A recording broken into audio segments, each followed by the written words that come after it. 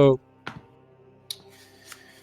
Hi, everyone. Welcome back to Advantage in Paradise. Thanks for joining us on Monday evening in Advantage in Paradise, where we try to escape the doldrums of Monday by playing some D&D actual play.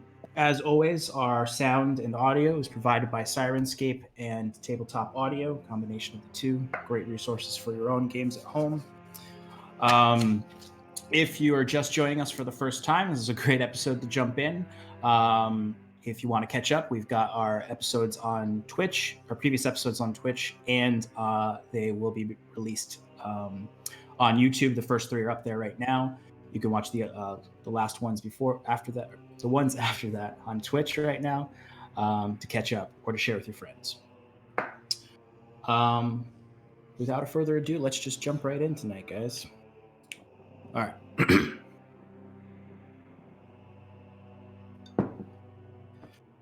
The journey so far. Our adventurers have come together by fate from distant parts of Gwenvalier. There's the peculiar rogue Scarlet with a penchant for fire and anti-authoritarianism. Her brave companion Timber, seemingly a loyal grey wolf with his own secrets to hide, and a very good boy. Of course, the esteemed Wiswick, a deep gnome from the Underdark with a thirst for knowledge that tends to get him into trouble. And his traveling partner, the enigmatic Elysian elf cleric, Curon, on a journey of faith. Amongst these odd adventurers is also the laconic Cal of Endurus, a simple tailor's apprentice with a talent for swordsmanship. These strange new companions found themselves in the Druid Hill town of Maginset during a festival celebrating the end of the winter darkness. They soon found themselves embroiled in the local rumor and politics as they investigated a string of murders that led to the archdruid of the local religion. After an intense confrontation with the aid of Lord Ronan Harrenson and his town guard, you captured the archdruid alive, searched his halls, and recovered an injured half-elven woman kept in the prisons of the temple. Over the last 24 hours, you have studied the libraries of the Lord, prepared for a feast in your honor tonight, and researched the strange symbols and idolatry of a figure known as the Pallid King. You even acquired a relic confiscated from the Archdruid, of course not without trouble.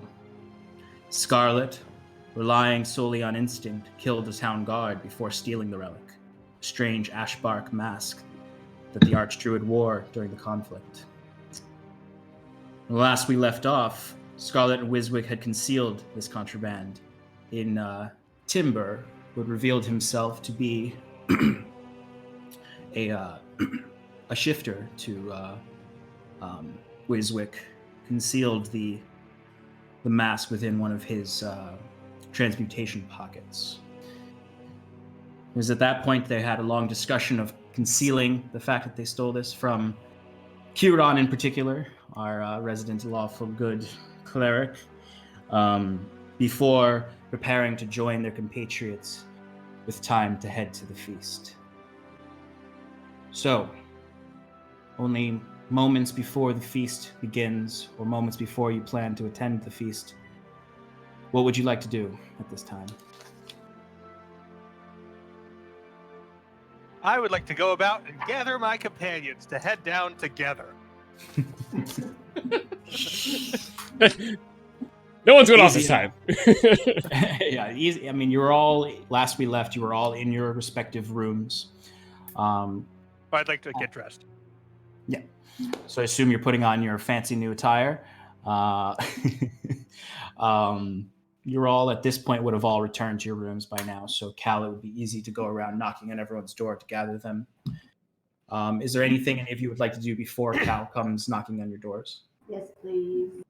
Timber, are you still in the room with me, or did you leave? I think I am still in the room with you. Yes, you are. All right, so in no particular order. The first thing I want to do is clean off my daggers. Wipe Okay. the blood off.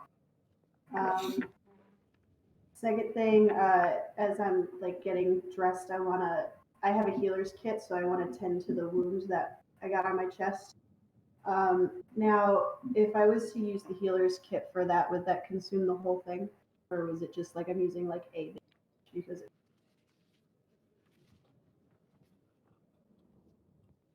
can't hear you, Sean. Correct me if I'm wrong, but a healer's kit is meant to revive someone who is unconscious, not heal wounds. It says the kit is a leather pouch containing bandages, salves, and splint. Has 10 uses. And as an action, you can expend 1 use of the kit to stabilize a creature that has 0 hit points. Yeah. So, I mean, for role-playing sake, you can dress your wounds, but for the purposes of the healer's kit, it will not heal any of your lost health. Yeah, no, that's fine. That's just paper.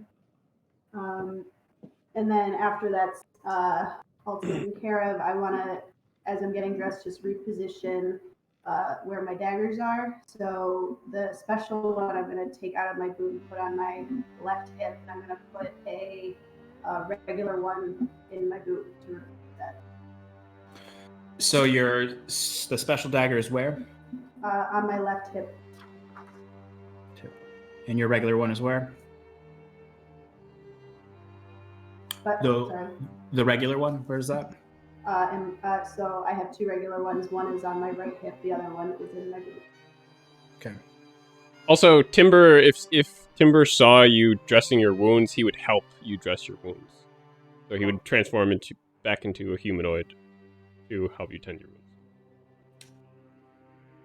Easy enough. There's Timber assists you in dressing your wounds in somewhat of a terse, awkward silence after him learning about what you did in the barracks. It's very uncomfortable and sort of tightly pulling the bandages in a somewhat of a passive-aggressive way, maybe. But your wounds are dressed, your daggers are cleaned. You have changed into different clothes, changed out of the bloodied clothes and the bloodied armor. After you pierced the guard's throat and his blood splattered all down in front of you. Once we cleaned it off, we did prestidigitation. It's not bloody anymore. That's true. That nifty prestidigitation in case you accidentally murder an innocent. Is there anything else you'd like to do, Scarlet? No, that's it. Okay. Wiswick, Kieran, is there anything you'd like to do before Cal gathers you all? Do I have time? I'm not sure how things matched up, but I believe that I probably left Scarlet's room after a while, after we spoke last session, and I probably went to see, I probably went back to my room and assumed that Kieran would be around. If he hasn't shown up yet, I would like to talk to him. Hold on 1 second, because I have to adjust Clayton's audio real quick. We could just stay right on. This will take 2 seconds. We could be talking while this happens. I just need to adjust. Sure.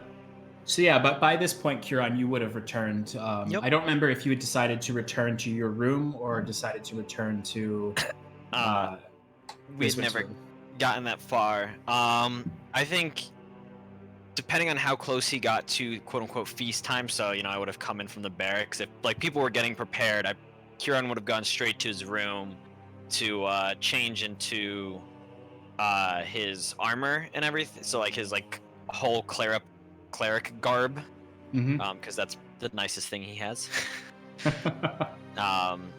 So I mean, depending on how soon he gets to the manor, he would have gone straight to his room though.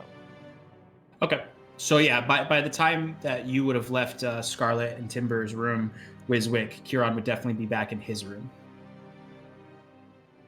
Okay, so maybe I'll just I'll walk by his room and kind of just listen into the door and see if there's anybody in there. Kieran, are you doing anything to be what are you doing in your room at this? Probably just cleaning up my armor and making myself look pretty. Making sure the braid is nice and tight. Buffing out some of the rings in my ears because I have pierced ears. Lots of rings. Oh, and probably like fiddling with that magic ring that I can't actually take off. I forgot about Still being like, I'm not quite sure. And then just going back to Okay. So I'd say Wiswick, you generally, if you wait a moment, you you would hear him rustling in there. He's not Alright. trying to hide. Rustle. As soon as I hear him, I start knocking on the door. Yes. Who is it? Come in. I go in. Hey, Kira. Greetings, Wiswick. What's going on? Looking good. Oh, thank you. I, like to present the best appearance I can. Is Wiswick in his nice new clothes? All right. Yep. And it looks like Cal got you quite the attire yourself. Yeah, it's pretty snazzy. I'm kind of digging it. Right. Anyway,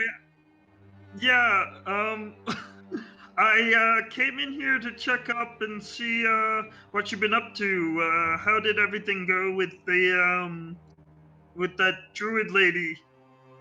Right. Well, is actually, she okay? so Druid Lady's doing great. Thumbs up on that. She seems well to do. However, I did learn that her time, especially in the cage, was one that she doesn't recall very well. At this, asking about it, she mentioned, I believe, the book that you have about the Pallid King in all the different languages. I Yep. believe the Archdruid was reading from that book to her, and it caused her to write those inscriptions on the walls. Wow. Indeed. She, is not of this area. She hails from Gwenvalier, or abouts there. I don't. She hails from the Gwyn Empire. Yeah. Okay. And she came here because she also worships the Font Mother Dagda and was interested in the Archdruid's work attempting to heal the Feywild. I'm pretty sure what I got out of her. Does that sound about right, Sean? Yeah, that sounds about right. Okay. She's from the Gwyn Empire. She's a worshiper of the Font Mother, which is not a lot of Gwyn worship the Fae. And she came here because she had heard of the Archdruid's research into healing the Feywild, the graying Feywild. Okay, cool. Well, that's all good and nice. I mean, I've been trying pretty hard to figure out what's inside of that book, and now it seems that I don't really want to know. I mean, whatever I was reading was causing her to do those things. Like, I don't know if that's secrets that are worth exploring into. Well, now it seems that there's a chance the Archdruid was being, I don't know if possessed is the right word for it, but she seemed to think that the creature, as he thought it was the Ash Keeper, whose name I forgot, the Ash Keeper and the Archdruidess, or the half-elf Lila. Yes. No. Wyla with a W. Wyla. Yes. Wyla, the half-elven druidess. She got a promotion. I mean, she's the last one left, right? Oh no, he's still alive. Never mind. I'm sorry. Wyla. Yeah. She thought he was communing with something that may not have been the Ash Keeper. I don't know how much I understand what she's talking about.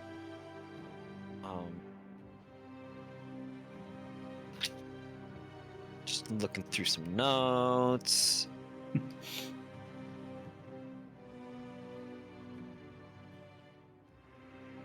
Yeah, that's about it. Also, I did see McClear, the old sergeant. I remember his name now. With some fungus zombie bodies, not fully turned zombies, mind you, but they were starting to have the same rot-like fungal corruption, and I advised him to burn the corpses, which he then did. It seems like what we had learned about the dungeon fungus zombies was not properly communicated to the rest of the guard. But anyways, how are you doing, Wiswick? Absolutely fine. Oh, okay. What have you been up to? Learn anything new in the books? Yeah. Actually, I discovered this symbol that was on the Archmaesters or Archdruids. I keep saying Archmaester. I don't know why. The Archdruids' arcane focus was combined with the swirly symbol that we saw previously that marked one of the guards for death. So I don't know where the connection is there with that, but I'm assuming it has something to do with how whoever those assassins were are close or have ties with the Ash Keeper, and Well, then I was gonna say, I pick up the copy of the history of the Druids and go, I don't think we have time now, but in the future we should cross-reference those symbols with what we find in this book. yeah, sure.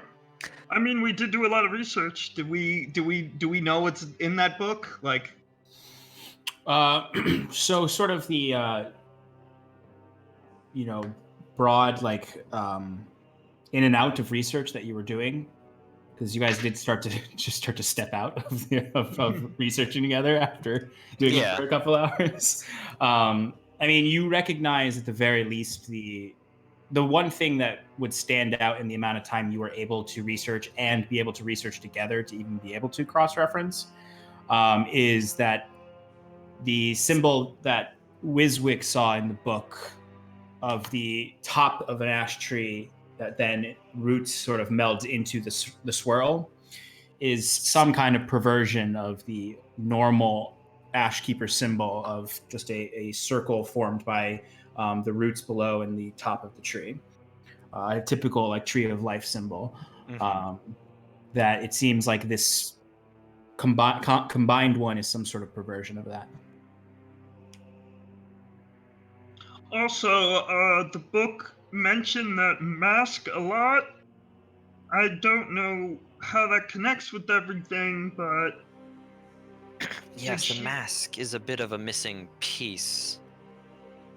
She said that he was obsessed with the mask and that it came to him in visions and dreams.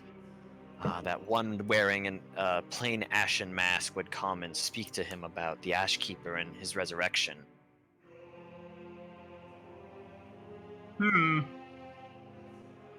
Okay. I mean, yeah. I mean, we're clearly missing something here. We don't have all the pieces to the puzzle, but we're getting there. I mean, I feel like our research is getting something, but what I want to know, like, are you just in the search for knowledge and figuring out where the connection is? Like, I'm doing this because I was curious about the Archdruid's magics when he created that large golem out of the sacrifices that he had spilled. But what's in it for you? Are you seeking the same knowledge as I? I am seeking knowledge, yes. Kieran says, little, Cryptic. Yeah, cryptically. I mean, you are aware of the goddess Iluvania, correct? Yes, I've heard you speak of it before, and I've done my fair share of researching. I know a tad. Well, she did die protecting us Elysian elves during the Moisia conflict. Similar to the Ash Keeper. So you think that there's some sort of connection? That your god might be one and the same with the Ash Keeper? Or that she might fall into the same fate as the Ash Keeper's worshippers have? Well, I'm more interested in the attempt to resurrect a dead god or goddess. God in the royal god, if you will. Well, I can't say I don't know much about this Ilavanya. If she's a good god, then maybe that's what's right for the world, and I can support you, but I'm not sure we should be messing with the magics of those that are greater than ourselves. I mean, I do that all the time, but but it's not for everybody, you know. Like, there's a lot of gray areas that can cause a lot of trouble, so we've really got to take things in a slow. Yes. Timber's gonna walk out of his room at this point and look down the hallway at Wiswick yelling. I'm not yelling. I never yell. And yeah. sorry. Go ahead. Oh, no. I don't want to interrupt time too much. So. No, it's okay. I mean, at this, you only have a little bit of time before Cal starts to come around and gather everyone. I want to walk towards Wiswick and just look at him, and then put my paw. As soon as I notice you're there, I get very scared of you. I just start shaking. Is everything okay? Usually you're a little more friendlier to Timber. When have I ever been friendly to Timber? That's fair. I don't know. I lick his guys, face. why are we all out in the hallway? Huron is not in the hallway. Cal peeks his head out, about to go gather you all, and sees everyone but Scarlet, or I guess Timber and Wiswick standing in the doorway of Curon's room. Everybody ready? Yes, I guess so. What's the matter? You seem a little worried, Timber. I used to have a voice. What's the matter? You seem a little worried. Wiswick, what's going on? I don't know if it's right for me to say, but a certain someone. Huron, I see you've burnished your ring. Lovely. Of course. I always want to put on a best face for festival. Of feast. course. And you! And I like kneel down to Timber, and I'm like, somebody got groomed, didn't he? And I like pet him on both sides of his head. Shall we collect Miss Scarlet then? Of course. And I walk over to Scarlet's room Huron follows. and knock upon the door. Scarlet, you answer the door to everyone standing there. Hello? Are you ready, Miss Scarlet? I believe it's time to head down to the feast. Oh, is it time already? Yes, I mean, I'm sure you could attend later, but No, I'm no. going to head down. That's all right. I'll go with you. Excellent. And with that, I turn and walk towards the feast. Okay. And I follow along. Okay, all right. With this group, you actually have to say that because half of you are always like, I'm going to slip away at this point. I have my own self-interests. Easy enough to head down to the feast. You head towards the stairs, and as you're, it's quite dark in the keep at this point. The sun is setting. There's just a little bit of orange light coming in through the windows, but it's mostly dark. You start to hear the sounds of music coming from below. As you approach the stairs, you see the lights of the what is presumably some roaring fires and other revelry. One moment. And when you get down there, you see that there is quite a few people already there. You step down and you're sort of in the back right corner of the room coming down the stairs. And you see there's several tables set up. There's, the 2 fires in the middle of the room are roaring quite bright. They're filling up the room with a warm orange light. There are torches set up all around. The pillars are decorated with what looks like evergreen branches and leaves, just to create somewhat of a festive environment. There's probably at least a couple dozen people in the room already, sort of drinking from ale horns or other flagons, and just sort of interacting. It's essentially the happy hour before the the feast. You do notice the Lord is up at the dais where he usually is. He's speaking with Captain Domhnall, very hushed and away from everyone else, sort of seated up at the top, as all the patrons are down below.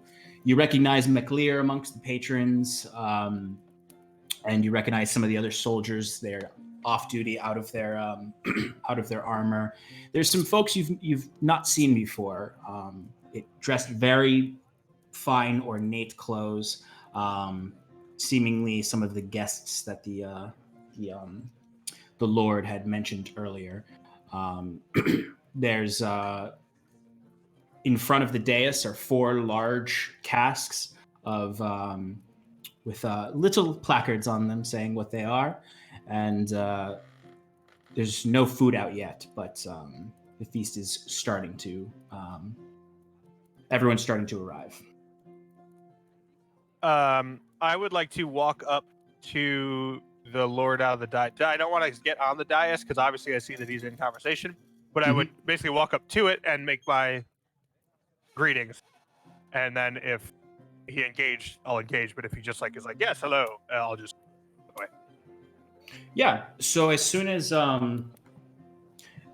you give your greeting to him, he sort of looks over. He catches your gaze and nods to the captain, who then nods back and exits away from the table. He turns to you now and lifts himself from his seat and says, the champions of the courtyard have arrived. Finally, at last, to the feast. Finally, at last. Greetings, my lord. We've only been sitting here for 3 weeks. I make my best Durian leg and bid him. I don't know what I really want to say other than greetings. I once again want to thank you for your hospitality in allowing us to stay here and inviting us to this lovely event. Well, of course, absolutely. It's the least we can do to repay you for your services in apprehending the Archdruid. Please enjoy some of the mead, some of the ale, some of the wine, and of course, water if that's your persuasion. But the food shall come out soon, and we will have a moment to honor each of you, where you will have a chance, potentially, to even acquire more reward and honor for your tasks. Thank you, my lord. I assure you that any and all reward has already been more than met. We don't need anything else. I say falsely humble. And the Lord gives you a knowing smile and sort of what you're supposed to do. He gives you he doesn't wink, but it would be a good moment for a wink. As he smiles and cocks his head and turns to you and just, yes, indeed. With that, I think I just go, well, I don't have my hat on because I'm inside and I don't break etiquette, but I go, I bow again and I go, at your service, my liege, my lord. He's not my liege, sorry. And then walk away into the crowd. Yeah, and as you're walking away, he he sort of looks to the rest of you who are also kind of slowly coming in. The awkward bunch that follow Cal around, and just sort of with a bit of a and welcome to you as well, companions of Cal, gracious champions. Please enjoy some ales, enjoy some of the fine foods that will come out soon. I would much appreciate a time to talk to each of you at some point this evening during the revelry. Even the dog. Of course. Kieran would try to do a nice Undurian bow mimicking what Cal did, but clearly mess up the execution of it. Absolutely. Absolutely. So he sort of gives you a very like gracious nod and sort of very, very good, of course, of course. And then his eyes track from Curon's awkward bow to Scarlet, gives her a nod, and then back to Wiswick. And you can enjoy the festivities. There is you can explore the ale. The food is coming out soon. You can look in the crowd and see if there's people you want to talk to. What would you like to do? Timber would like to find a nice place against the wall, sit down, like standard doggy pose, like hind legs out, and then sitting on his butt, and actually just like kind of meditate. Not, yeah, just try to, yeah. Yeah.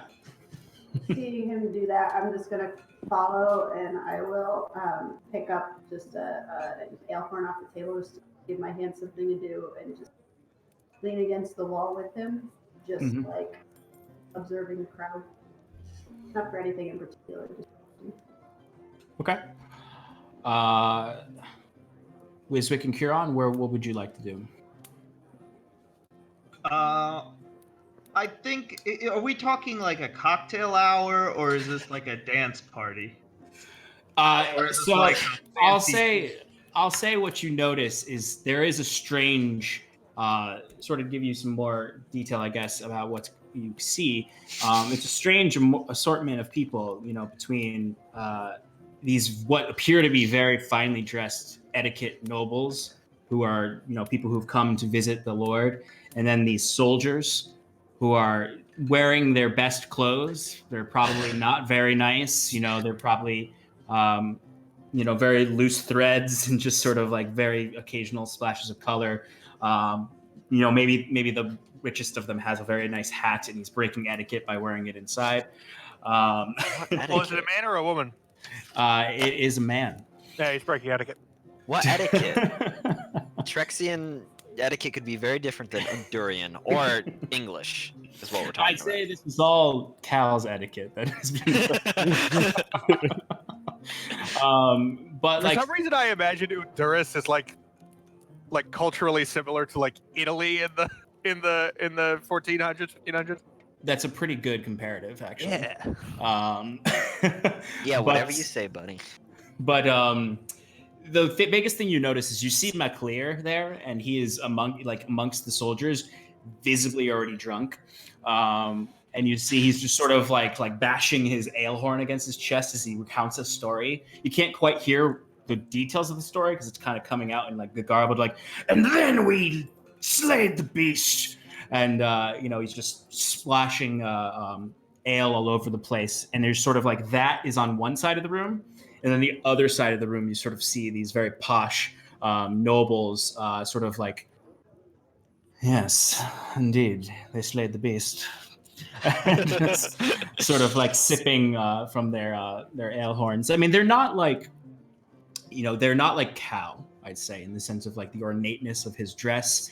They're more refined than the soldiers, but they're still they come from an agricultural society. Like there's some level of hardiness to them, but they're definitely wearing nicer clothes compared to the rough soldiers across the room. Not nobles, but landed gentry. Yes, well, actually, yeah, because Lord Harrison is the the highest ranking lord besides the king. Pissant baron. So these are just sort of they're from the surrounding towns, or some of them might be from entirely other kingdoms. You don't know. You haven't really looked into it, but some of them might not even be from Tressex. Are the nobles gathered in like little clumps, or are they all together?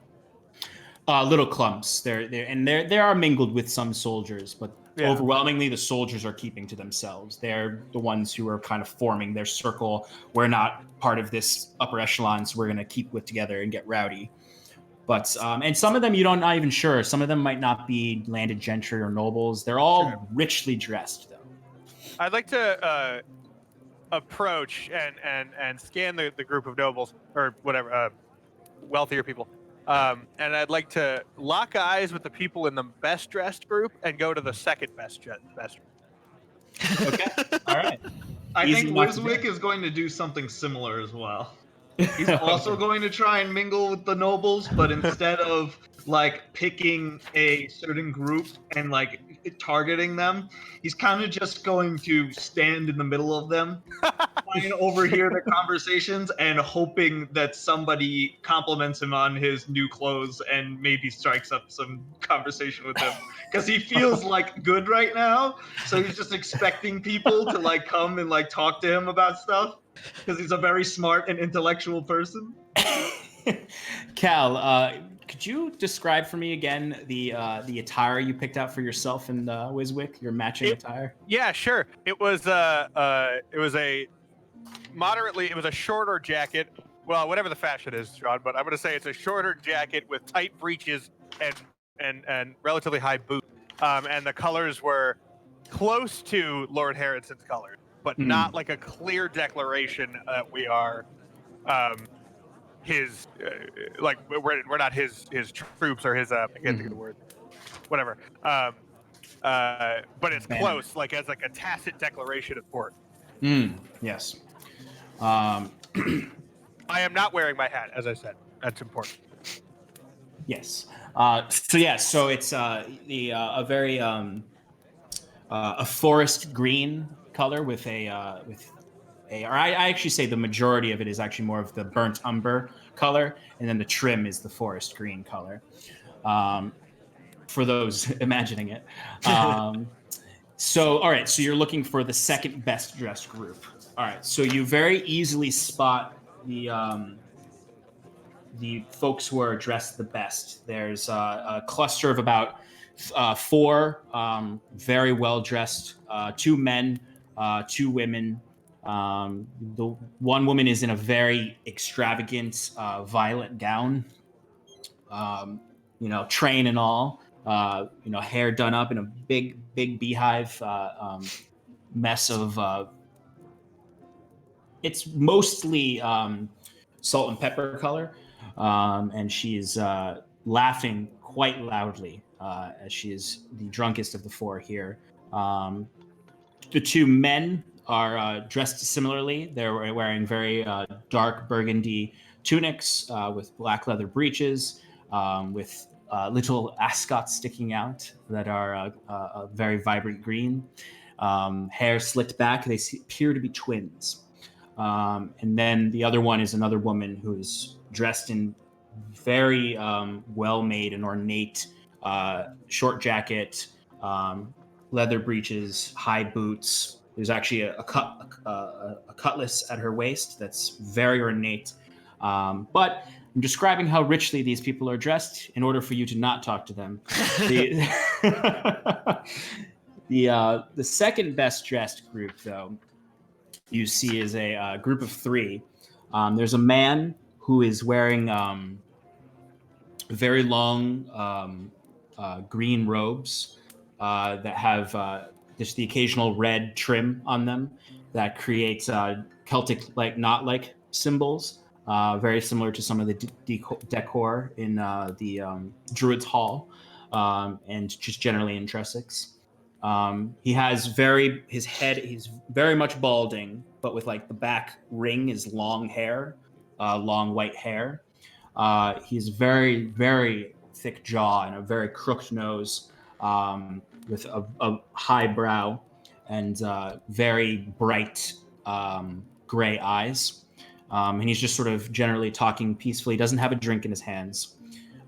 The other two, one is a very... This is actually the first non-human you've seen tonight. It's a stoutly dwarven woman with a little bit of mutton choppy beard coming down on the sides, of very vibrant orange hair that comes back into one long, very thick braid. And she is wearing what looks like it could be as nice as the other group, but the clothes are worn down and old and frayed. And it's probably her nicest clothes that she wears to feasts like this. That she only ever wears this set of clothes. And then along with them is a another gentleman who looks a lot younger, who is wearing a very very simple attire, well made but very plain. So that's the group that you would walk up to. Okay, yeah. Just as I'm doing this, I want to make sure that the best dressed group sees me doing it. Okay. Thank Would you like to? How would you like to ensure that they see you? I want to. If one of them like looks over at me because I'm better dressed than they are, or as well dressed, I just want to just go lock eyes with him or her, but not smile or nod. Like almost like thinking, like pretending like I didn't lock eyes with them. And then I'm just gonna like, as I start walking, and then I'm gonna look away and go over there. Okay. Just long enough for them to be like, "Did he lock eyes?" I'm confused. Like, what just happened? Yeah. So the woman in a gown completely misses you. Yeah. But the woman with the very fine cutlass kind of notices you, and there is a moment where you just see her go, as she's like sort of like you think someone's waving at you, but then you find out they're not, and you're like. Right, yes. Easy enough, and you can walk right up to the three that I described, who are there's groups standing, there's some groups sitting, there's quite a lot of people here, but these are the folks that stand out right now. Hello there. I hope you don't mind me joining. The group they all turn to you simultaneously. The stoic looking older gentleman doesn't really say much. He crooks an eyebrow. The young boy kind of just starts drinking as the dwarfish woman is just like, "Oh, welcome. And what's your name?" I give a bow as if to equals and say, "My name is Cal Rowland. Pleasure to meet you." "Oh, he's a fancy man, this one." She sort of holds her ale horn up to you. "It's a pleasure to meet you, Cal. Name's Brigitte." Excellent to meet you, also, Brigitte. And who are your rousing companions? "Well, I don't want to speak for them, but and that's when the taller man sort of peeks and he's like, "Odoron Tonag. Oh, you're gonna have to repeat that, Sean. What the hell was that? Odoron Tonag." Odoron Torag. Got it. Odorous toe nag, I think. Actually, I pronounced my own name wrong. Odoron Tanag. Tadag. Okay. Not Torag. Yeah. The druid of Brackling Glen.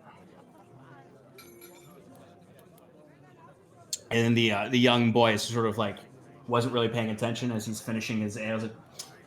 Like, I'm with him. Well, And Odoron, pleasure to meet your acquaintance. With him, lovely to meet you as well. I move on past the joke. I don't stop. Stop because I didn't know what I was about to say. And have you been enjoying your time at the cocktail hour this evening? Oh yeah, well where's the fucking food? I've been assured that it will be out momentarily, though I am obviously not in charge of that. You look like you're in charge here.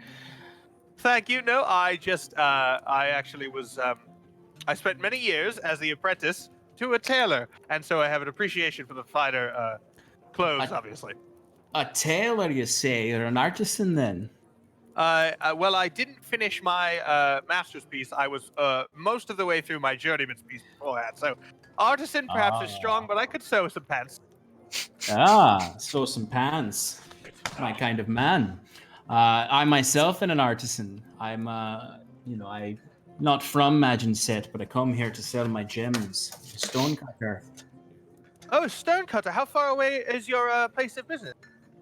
Oh, I usually come from, what's the name of it? No, I got it. I'm actually from Gristram, up in Oxland. I come down here because I'm good friends with the Lord Harrison. Oxland. Well, that's lovely. How far was your journey? Oh, well, it's a long journey from Gristram. It was at least a week by river. I came. Is it? Would I know that it's to the north or south in Auckland? You would know that it's to the north. It's northeast of here. About a week's journey northeast by river. So along the river. Yeah. Okay. Oh yes, I actually on my way here I came by that way. I'm not sure if we stopped in that particular town, but we did swing by it. I was coming down from Sivia on an expedition beforehand. Oh, from Sivia. Did you come down on the river? Yes, we did. Down with a trading ship. Captain something's Captain Goodhard's trading ship of the. I had it written down at one point. Company. I know. I'm trying to remember what the. I think it was just Sivian Fur Company. Yeah, I think it's a generic Sivian Fur Company. Yeah. Oh, well, you must have passed Moorbridge then. Oh yes, I definitely did. Grisham's a little bit further inland, but you're in my neck of the woods. Lovely. And Mr. Tanag, where do you come from? Well, oh, you said Brackling Glen. Apologies. As I said, I'm the druid of Brackling Glen. How far is that? I'm sorry, I'm relatively new to the area. Oh, well, fair enough. I'm just 3 days journey north. Brackling Glen is a small agricultural town, under the banner of Lord Harrenson. I've come because, well, I've heard of the troubles happening in this town, and Brigitte was just sharing with me some of the news of the day, and I hear the Archdruid has been arrested. Yes, he certainly has. We actually assisted in that whole event. We assisted the Lord. That's why we got the invite here, obviously. Oh, you're one of the champions, then? I think that's a strong title, but yeah, supposedly. I'd like to motion. Can I see Wiswick from where I am? Because I know he was he's like near me. Yeah, Wiswick. Did you want to go into the middle of the best dressed group, or just in the middle of the party? Or in the middle of the party? Although how hilarious that sounds, I would like to go in the middle of like all of the noble groups. Like okay. I'm kind of just trying to like mingle. Like if I want to stand directly in the middle to try and get people to talk to me. But if everybody's going up in like different circles, like I'm just gonna try and like walk slowly around the circles in like some random proximity of people and overhear what they're saying and see if anything like piques my interest. All right, just give me a general perception check. Okay. But you do notice Wiswick is kind of walking amongst the on the outskirts of each of these circle of people. If he doesn't find anything to latch onto right now, I'm going to wave him over to my group. Okay.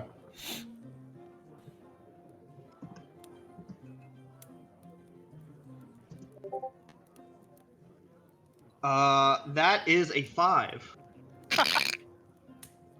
Okay, so I'd say you're generally like walking amongst the group, and every now and then just sort of stopping, looking up at everyone, sort of up above you. Occasionally, you might hear some grumbles. It seems from the very little you can hear of the conversations that a lot of folks are talking. A lot of the upper class folks are talking in hushed tones about the Archdruid and what happened, and sort of how that's some of them. It's how it's affecting the economy, business. Some how it's affecting their family and friends, but nothing specific that you can gather. You do hear. Right before you see Cal waving you down, you hear behind you at one point when you're sort of like having had stood in there for like 5 straight minutes and not had any contact, you hear some quiet laughter behind you. And you turn and you see sitting at a table just in the middle of the room away from between the two crowds of people is a very finely dressed black furred tabaxi.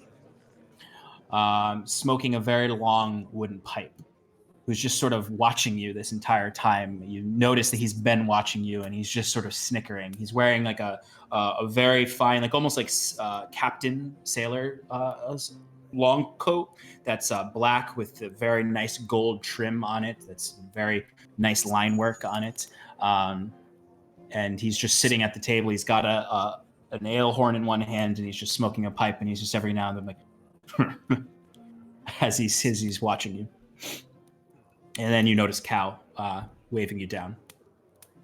I think I see this Baxi, and I see him chuckle, and I stick my nose up, and I just walk towards Cal, because he's too beneath me at this point. Literally. This is my very dear companion, Wiswick. If you're going to lay the title of champion at anyone's feet, he is one of the bravest fighters I've ever known. Oh, please, champion is not a title that I would accept. Master of Magic's arch-wizard of power, maybe. Yes, he is an accomplished spell slinger, it appears to me. And at that point, that with him is just sort of like, he's a little short for a champion, for the arch wizard, aren't you? And then you see Brigitte slams her flagon into his chest and says, "Don't comment on the lad's height. Height doesn't determine your value." That is very 9th century of you, and I really want to. I'm sorry, 13th century of you, and I really want to commend you on your attitude. Well, as the kids say, I'm woketh.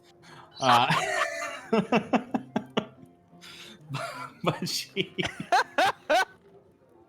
I loved and hated every second of this. Okay. she sort of does a heady bow to Wiswick. It's a pleasure to meet you, Wiswick, Master of Spells. I am Brigitte, Stonecutter. Ah, Stonecutter. That's quite an interesting profession you have there. I have a penchant for jewels myself. Me and my people... Yes, me and my people love collecting the jewels of the Underdark. Oh, I imagine you might have some special gems then that I'd like to see. Ooh, she's coming out of you. Perhaps, but I would say they're more family heirlooms. I wouldn't want to part with any of them. Oh, understood. If you're a connoisseur, though, maybe we can talk later about it. Oh, I'd love to. I've certainly seen my fair share of jewels, and I've cut some of the finest gems in all of the Trinwald Valley. There's the reason Lord Harrenson keeps me around, invites me from so far away. Well, you know, I wouldn't be too interested in selling jewels, but I would be interested in buying. If you have such jewels along with you, I wouldn't mind taking a look at your wares. Ah, well, I don't have a selection with me tonight for the feast, other than what I'm wearing myself. And you see on her fingers at this point, you see there's a lot of thick gold bands inlaid with several different gems. You see one has large sapphire, emerald, pearl, large diamond in one of them, like a very large diamond. She's just sort of like flashing them around as she's holding her ale mugs. But I'd be happy to show you my... What was that accent? I'd be happy to show you my selection on the morrow. Sounds like a plan. I look forward to seeing it. Now, you folks seem quite rich and noble-like. Is there any party traditions that you people know of that could maybe liven this up? It seems like nobody really wants to talk to me too much, just moseying around. I think we better do something to, you know, get people going more outstanding. Like, we want people to mingle, you know? It's too cliquey in here. I pat Wiswick on the shoulder and say, and to that end, Wiswick, you continue to talk to them. I'm going to see if I can rustle up some more companions. He can keep talking, so I'm leaving now. Okay. That's a great idea. Those, you know, in gnome parties, everybody knows everybody's name. We do fireworks, we dance, we sing, we have a great time, and Yeah, it just seems a little droll here. Too much concern about what has happened in the day's events. Why not accept the facts for what they are and just have a good time, you know? Like this whole murder in the basement I keep hearing about. Why is everybody talking about this? Yeah, you see they're all just like staring at you during this entire speech, essentially, and the dwarvish woman kind of gives you a big wide grin. Odoron, the tall druid, is stoic druid, is sort of just raising an eyebrow at you, and she goes, "I could not agree more with you, Wiswick. And you know, I know your name now. You know my name. This is Odoron. He's a bit of a stiff, but I think you might have some interest in talking to him. He's a bit of a master of magic as well, being seemingly the last druid left in Dresix that isn't gone crazy, apparently.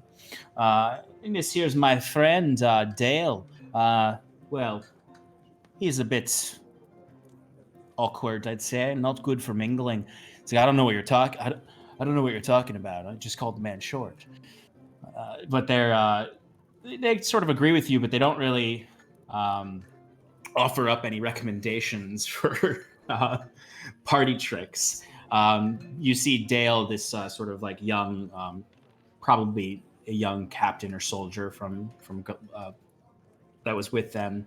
He kind of leans down to you. He's like, well, you know, there's a tradition in Bracklin Glen amongst the soldiers there of you see you fill your boot with ale, and then you stand on the tallest table, and you yell out as loud as you can, bootstraps, and then you chug all the ale from your boot, throw it down on the ground, and scream as loud as you can. Soldiers will love it. Get this party started right away. That's quite a joke. I mean, yes, that would apply to a lot of the people. I've partied with these soldiers before, and let me tell you, they know how to have a good time. But you know, it's not always best to outcast half of the group of this party. We're trying to build bridges here, and I think that we should go a little bit tamer. Just to start off, at least. Maybe we'll do the boot thing later on in the night. This is actually a campaign dinner for Wiswick. I'm here to build bridges. Wiswick 2020. But Odoron kind of looks down at you, and he's like a good 4 or 5 feet taller than you. He's like, I would certainly agree with you, Wiswick, that we must keep, at least in the early aughts of this feast, keep things civil. You say you're a master of magics. I'd be curious to see what you study. Well, I usually study the arcane arts, but I have a penchant for looking into the divine sorts. I see that is your what's called cup of tea, as you would say. I have a friend actually who is a cleric, and we've been doing a lot of research as to compare to these druids that have seemed to have been corrupted in ways. I believe I have a lot of information that might be useful for you if you were to be someone who may take over the reins of the druid population in this town. Yes, it is tragic what happens to the Archdruid, and I would be interested in whatever research you and your companion, the cleric, have discovered.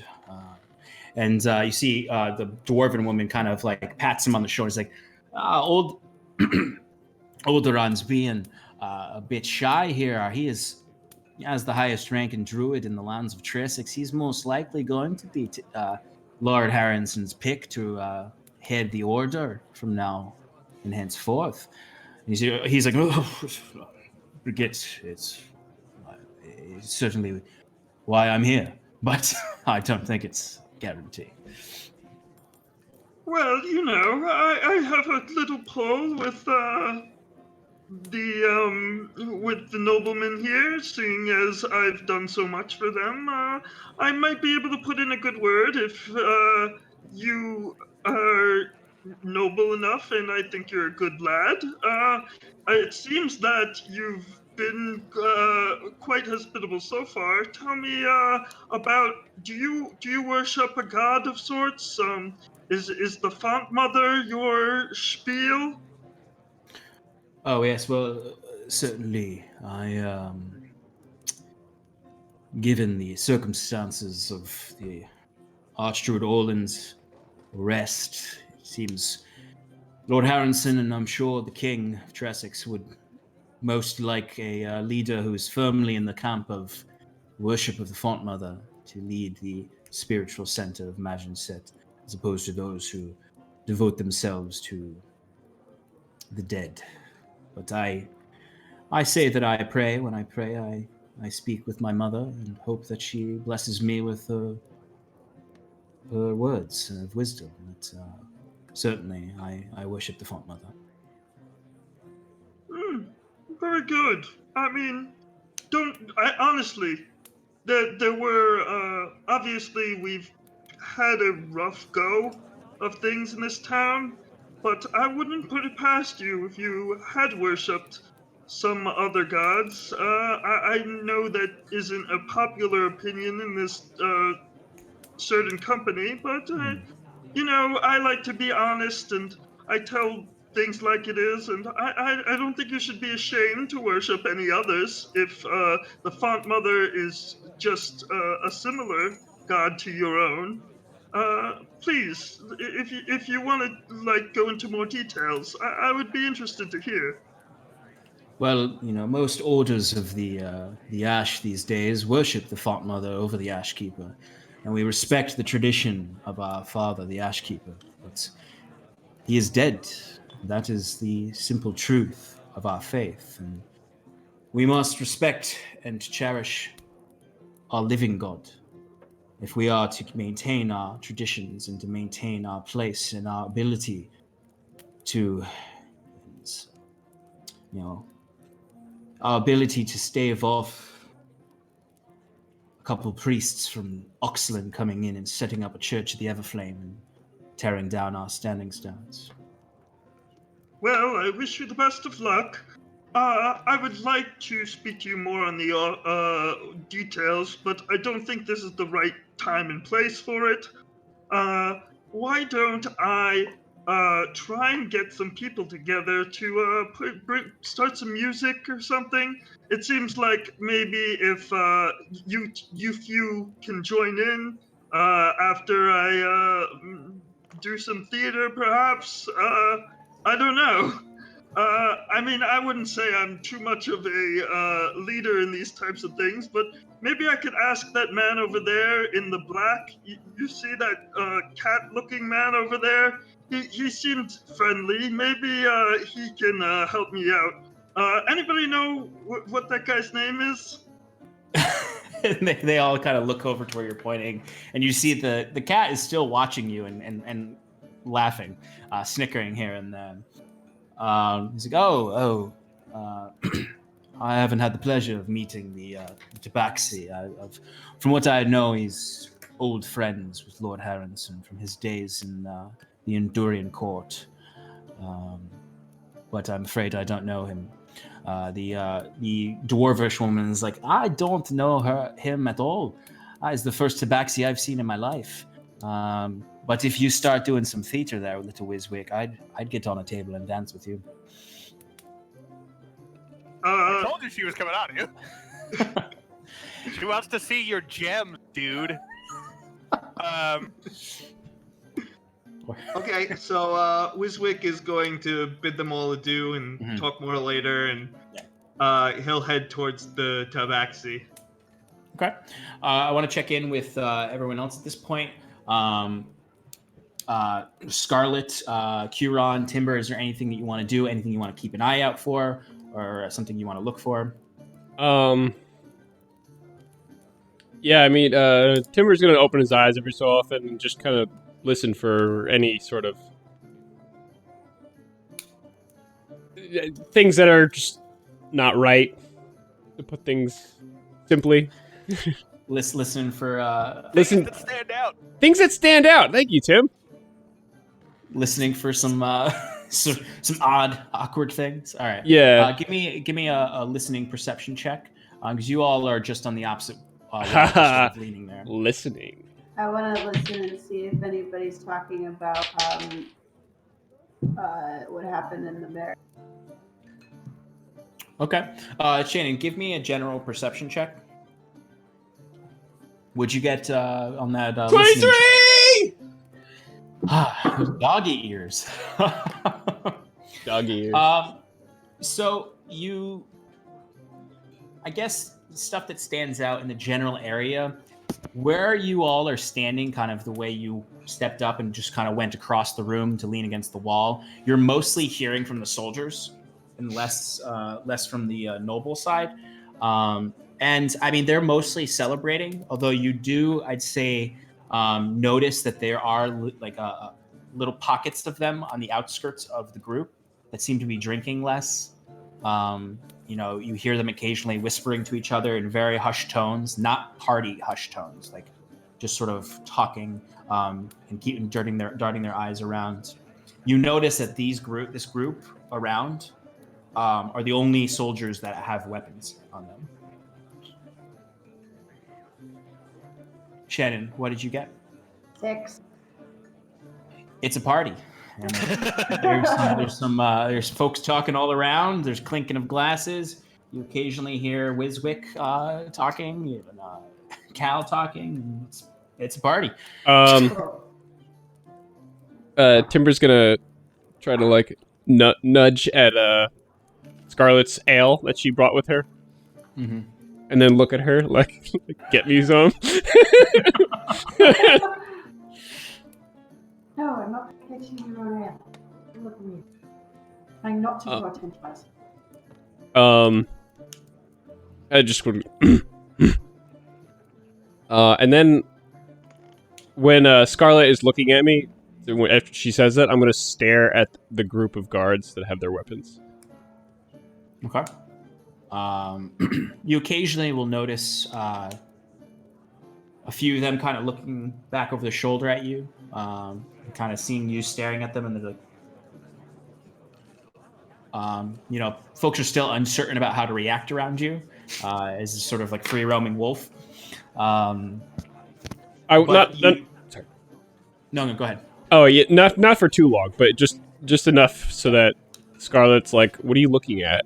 So Scarlet, you do notice him staring at these guards that are on the outskirts of the larger group of guards, where you can see them all kind of like clashing mugs and sort of graciously celebrating.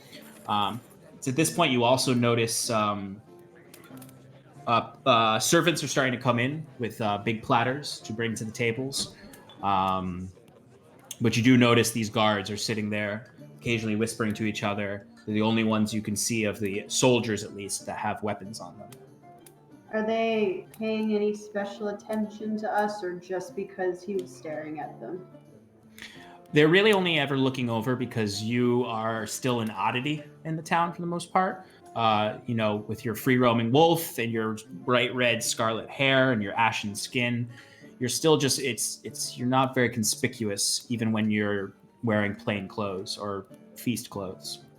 They're equally looking around towards where Cal is, and they're generally keeping an eye on everyone, but they are also sort of nervously looking at you all, just because you're outsiders still.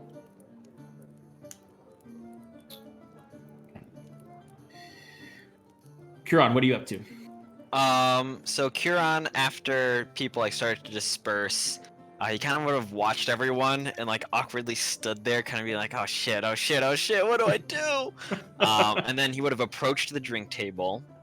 He would have gotten himself a little bit of wine, watered it down a good deal. So I'm thinking 1 part wine, 4 parts water, or 3 parts water. Easy enough. And he's just like kind of like sipping on it, and he's looking out for the half elven druidess Wyla. Yeah, and it's probably you notice all the food starting to come out, and you notice that the people are starting to sit down at tables together. It's at this point that Lord Harrison actually returns because he did step away for a moment. He hasn't made any announcements yet, but it seems like he's kind of checking in. He's starting to do rounds around throughout the room. It's probably about a few moments after that you do notice in the far end of the hall, stepping in from from outside, is what appears to be the druidess Wyla. With her is the older medic woman who we have not asked name.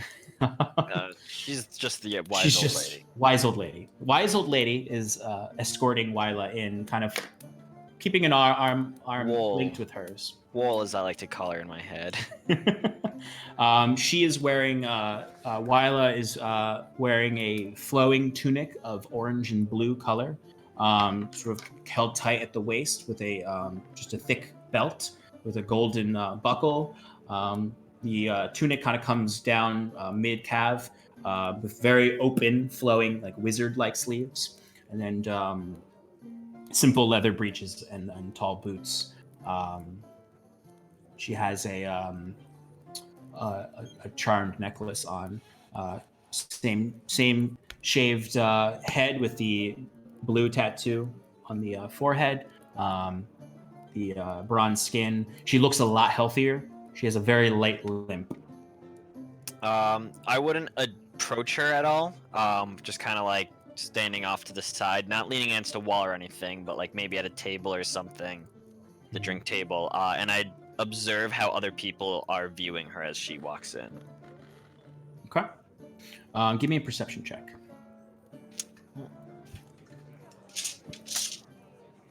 Gotta get the dice out. 20. 20, nice. Dirty 20? Yes. Okay. So you're kind of in viewing her walking around the room. You're sort of also just getting a scan for the room in general. You're noticing the everyone's starting to take their seats. The Lord is speaking with people. Occasionally you'll notice the nobles or the artisans, the richly dressed folk, are kind of like eyeing her with intrigue. It looks like they're sort of like, oh, there's the survivor. Occasionally maybe even hear someone be like, I heard she was held in a prison beneath. The soldiers all kind of eye her very warily. And it's actually at that point you notice, you sort of in your, like, sort of avoiding being seen watching her, but also keeping an eye. You notice for the first time up above, there are two sides, sort of like balconies on the side up above, where you notice there are two guards in each balcony, just sort of walking back and forth and keeping an eye on down below. Armed with heavy crossbows. Nice. Also, it's incredibly dark. It's a strange darkness in the ceiling, sort of like where you'd expect flickering flames to lick the ceiling a little. The light from the flames, it's sort of just very dark up there. The light is reaching the banisters and the structure, but it's a bit unsettling. And is occasionally, it similar to the darkness we saw below the druids? It does. From where you are now, would be a little hard to tell. It doesn't look like it's sort of that smoky darkness. Okay. It's just unsettling to just like think about like you're at a Right. party in a large hall, and it's like the only time you looked up and realized, oh yeah, like there's something up there. There's a second floor. There's guards. It's very dark up there. It's unsettling compared to the lively feast below.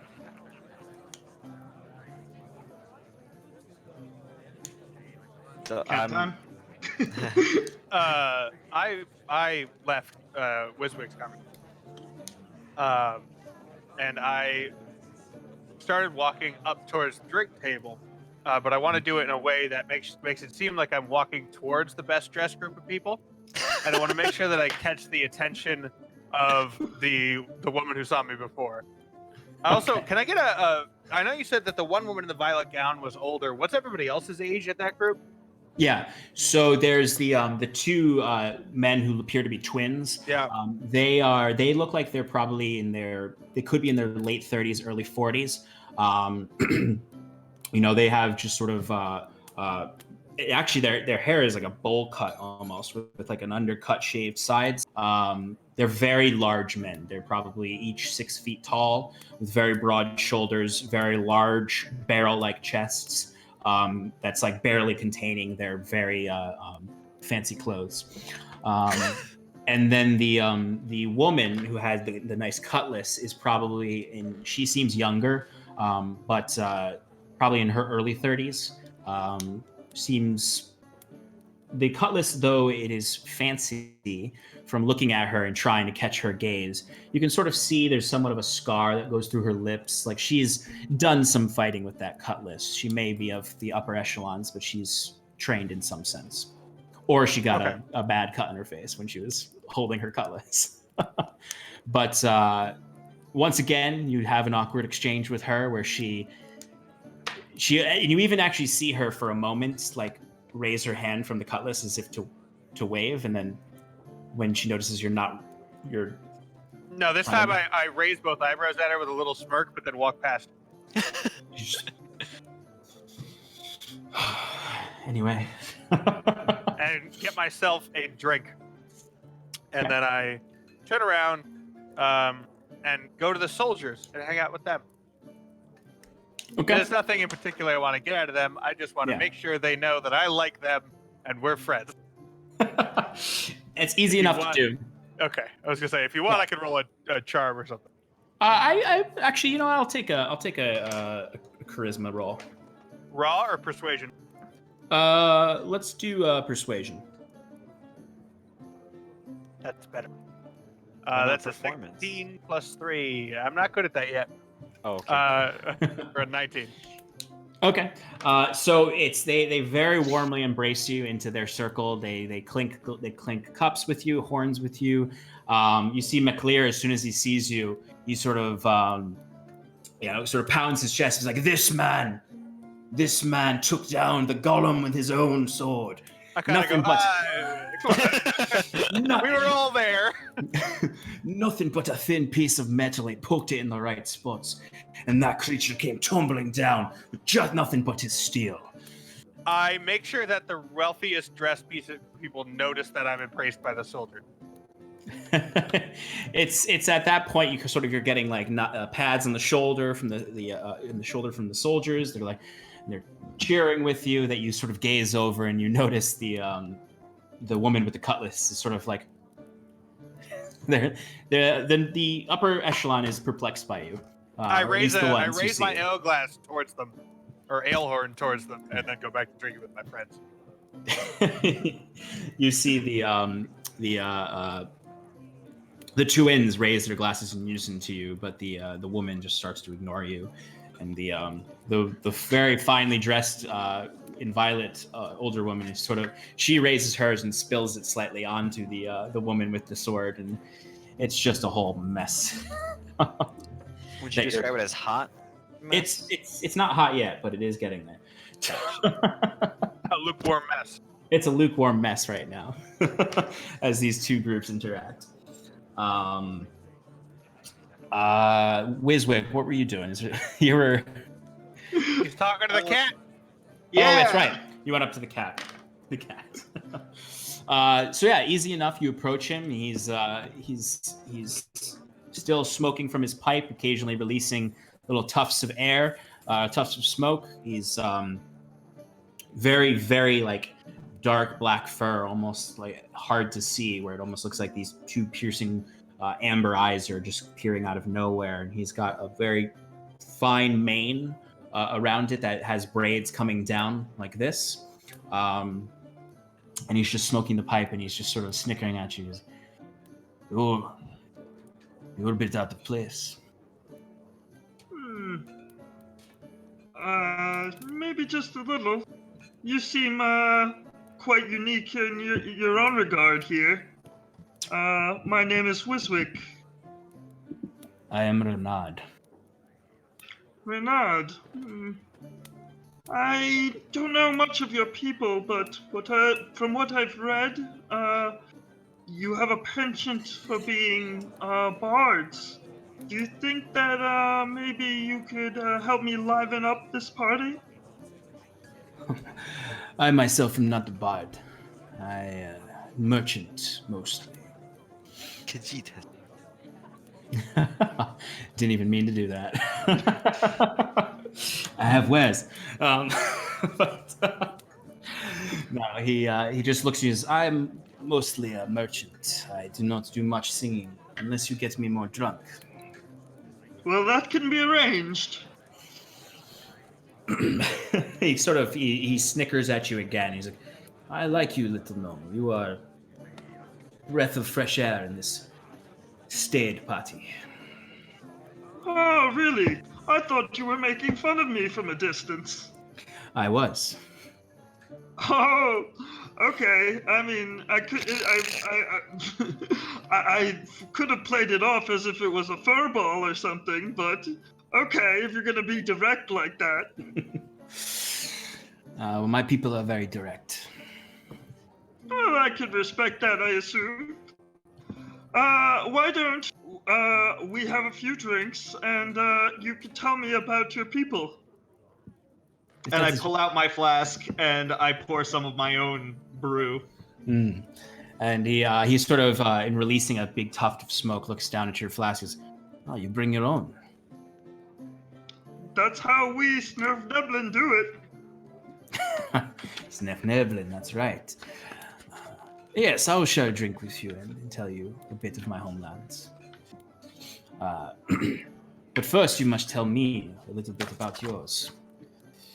And what brings you to Lord Harrison's Hall? Well, apart from my own heroic deeds in helping out the Lord here, I am on a quest for knowledge. I have left my people in order to scour these lands for ancient secrets, ones that might bring me more power. Power. That Magic. is what I seek, yes. Well, this is a fairly accursed place to find magic. Tressex is not known for its masters of the weave. Well, I must admit, the beginning of my quest has not been going exactly as I've planned, but I have found a group of trustworthy adventurers that seem to have like-minded goals as myself, so I believe that I'm taking a step in the right direction. Maybe you could lead us in a direction that could. Where else would there be magical powers of what you speak? Well, if you are seeking magic, mystery, and knowledge, hidden things, farmlands of the humans is not the place to be. If you were to come to the Beastlands, perhaps, come mingle with my people, mingle with some of the Dragonborn. You might find more mystery there. Even just going to Endurus, on the border of this country. That is where I do most of my work, Endurus. I notice your friend over there seems from his etiquette, I noticed, likely upper echelon of the Endurian culture. Possibly. Honestly, I think he just puts on airs. He's sort of a boisterous fellow. Likes to think highly of himself. I mean, you can't fault. Not all of us can be so naturally gifted as, or perhaps you. Of course, little friend. He certainly seems to put on airs. He has been eyeing half the people in this room and trying to mess with them, it seems. But, in short, I have heard some from Lord Harrison of you and your friend's skills. Well, perhaps if you were interested in traversing south, I may have some work for you. What type of work? Merchant work? I could say acquisitions. There's a lot of rich goods in the south that are difficult to acquire, and bold adventurers like yourselves, you can make quite a lot of coin working for merchants in the south. When you say acquisitions, we will figure out the details later, but I must know, first of all, do you mean relics and riches? Or do you mean people and, I don't know, power? I want to be a little bit more clear about what we're dealing with here. And you see, as soon as you had said riches and treasures and relics, his his expression, he did sort of widen his eyes and smirk at you through his pipe and release some smoke. He's, oh, my little friends, all the riches and relics you can find in the ruins of those lands.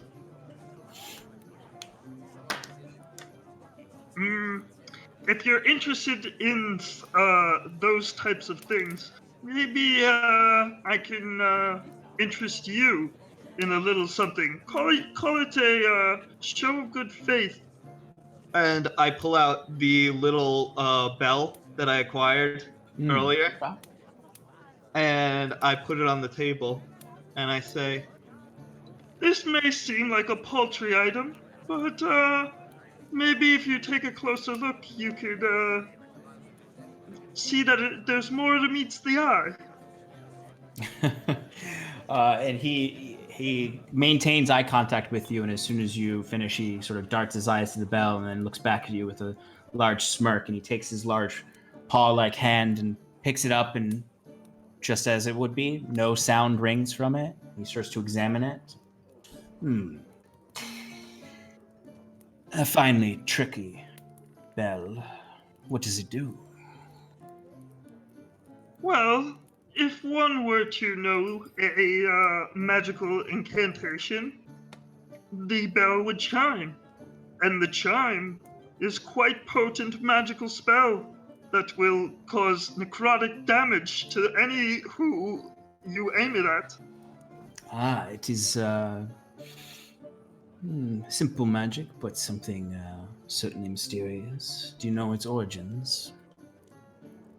I have a vague understanding of who and what might have created it, but I mean, it's just a paltry magic item. Nothing to be too interested about. I have much greater riches in store. I have been reading about some ruins that might cause you to be like a very wealthy man. Well, me and my associate would certainly be interested in acquiring more wealth and relics and treasures of all sorts. I thank you for this gesture. You see, he places the bell in his coat. Not caring if you meant to give it to him or just show it to him, he just takes it. Honestly, Wiswick doesn't care that much. He's kind of just happy to find somebody like-minded, and he's trying to be generous, like straight up ahead. He gives the tabaxi a little bit more alcohol, and he says, "By God, I can't deal with all this small talk. There's not enough fun in this room. We've got to get these people together. I was just telling those people over there that this party is too cliquey. I plan on gathering the people together. Maybe, come on, if you could help, just chime in with a tune. I'm gonna work something out here. Actually, maybe you heard of this? Back where I came from, there's a festival known as the Festival of the Stars. Have you ever heard any gnomish songs about the Festival of the Stars?" You probably wouldn't have. Yeah, he's sort of looking at you like for the first time, sort of absent stare, and he's like, "I do not know of this Festival of Stars song. Strange name for a resident of the Underdark." Well, it's funny. The name comes from the bioluminescence of the fungi down there. Every couple of months, there's a special time when they all bloom, and it lights up the cavernous lakes with a beautiful glow, and we reminisce it to stars, and we have a small little dance that goes along with. I would, and at this point, he sort of takes a long draught of the whiskey he poured him. He's like, I would certainly like to see this dance. Okay, so at this point, like, well, I'm not gonna do it unless I have some music to go to. So I mean, come on, I know you got something there. And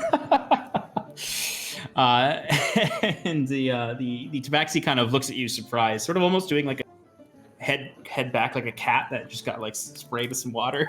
It's just like, as I said, I am not a performer, but perhaps one more drink will get me there.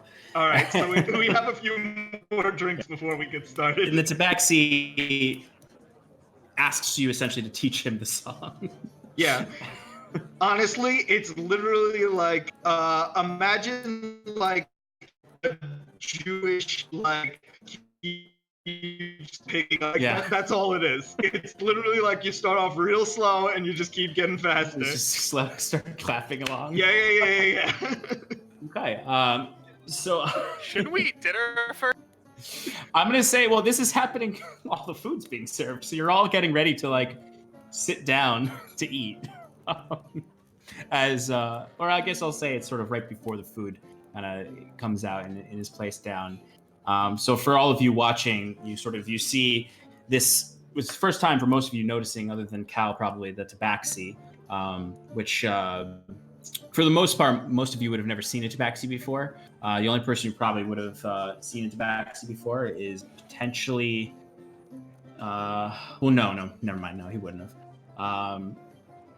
So it's a strange sight to see a cat humanoid. And it's even stranger sight to see him singing very off tune and loosely following Wiswick's words that he's singing as they're sort of clapping and kind of like very like that very awkward like 1 foot 2 foot step dance. Wiswick, give me a performance check with advantage since the tabaxi's helping you. Okay, great. Can I at the same time, I'm trying to like pull in people as I'm doing it. Like I'm kind of dancing around the area. Yeah. And yeah, I do like a goofy little dance where I'm like getting real low to the ground and like having my hat cover my head, so I kind of look like a mushroom because it like comes out, and then I pop out and I dance a little, and then I go back down. Just imagining you just sort of like wiggling and then popping up and down throughout the crowd as you're singing this song. This is the wrong thing. All right. Hey, 18 natural. Let's see what terrible modifier I'm adding to that. 0. Okay, 18. Okay.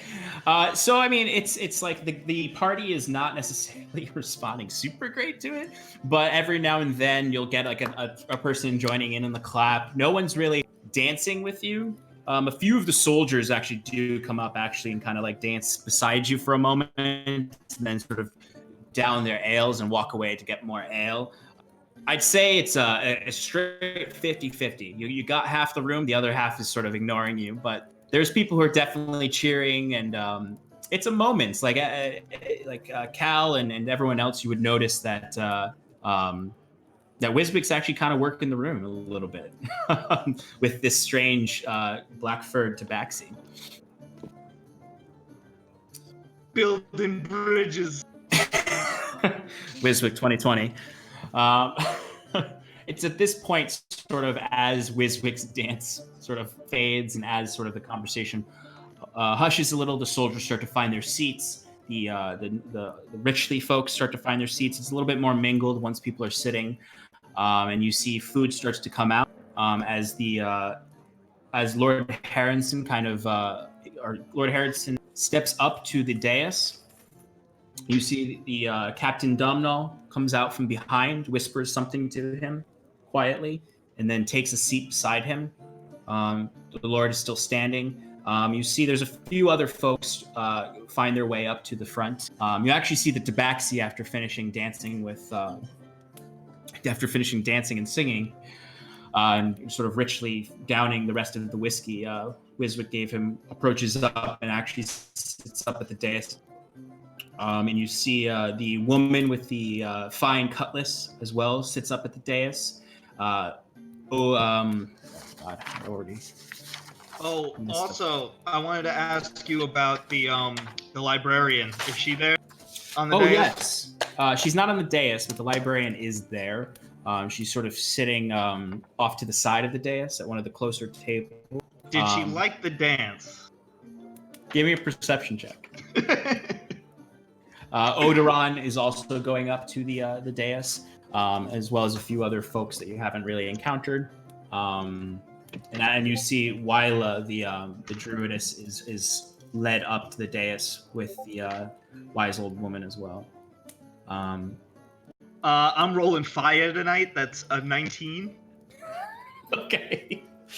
So you do notice that the librarian, who's sitting off to the side, sort of with a few other of the house servants who are sort of maybe up higher up in the hierarchy, are sitting off to the side, kind of at like the manager's table at the restaurant. And you do notice there is a point where she starts to clap. Seemingly impressed with your cultural performance. But as everyone's sort of starting to sit, the Lord kind of is standing, and he kind of eyes each of you and presents forward to take your seats as well. Where would you all like to sit? Seating isn't assigned. It is not assigned. Low class backwoods. All right. I'd like to. Yeah, I'd like us all to sit together if possible. At whatever table is convenient. Yeah. So Cal sort of approaches those of you who are wallflowering it, and gathers you over to where Wiswick is, and you all find seating. Any particular? Are you trying to sit closer to the soldiers, or more mingled in with the upper crust? Right in between them. Oh, Dilden. Bridge. Wiswick 2020. All right, so yeah, I mean, easy enough. You find sort of the most centralized space with enough seats for all of you. There's silver platters with the top part dome on them in front of you. There's a few servants standing amongst the feast as the Lord sort of, as everyone has finally sat. He himself, he claps his hands together and he looks out. He's like, tonight we are here to celebrate the arrest and defeat of the Archdruid Orlin for his crimes. But more importantly, we are here to celebrate the champions who made it possible. I would like to call out the young adventurers before us, sitting conveniently right in the middle, for their bravery.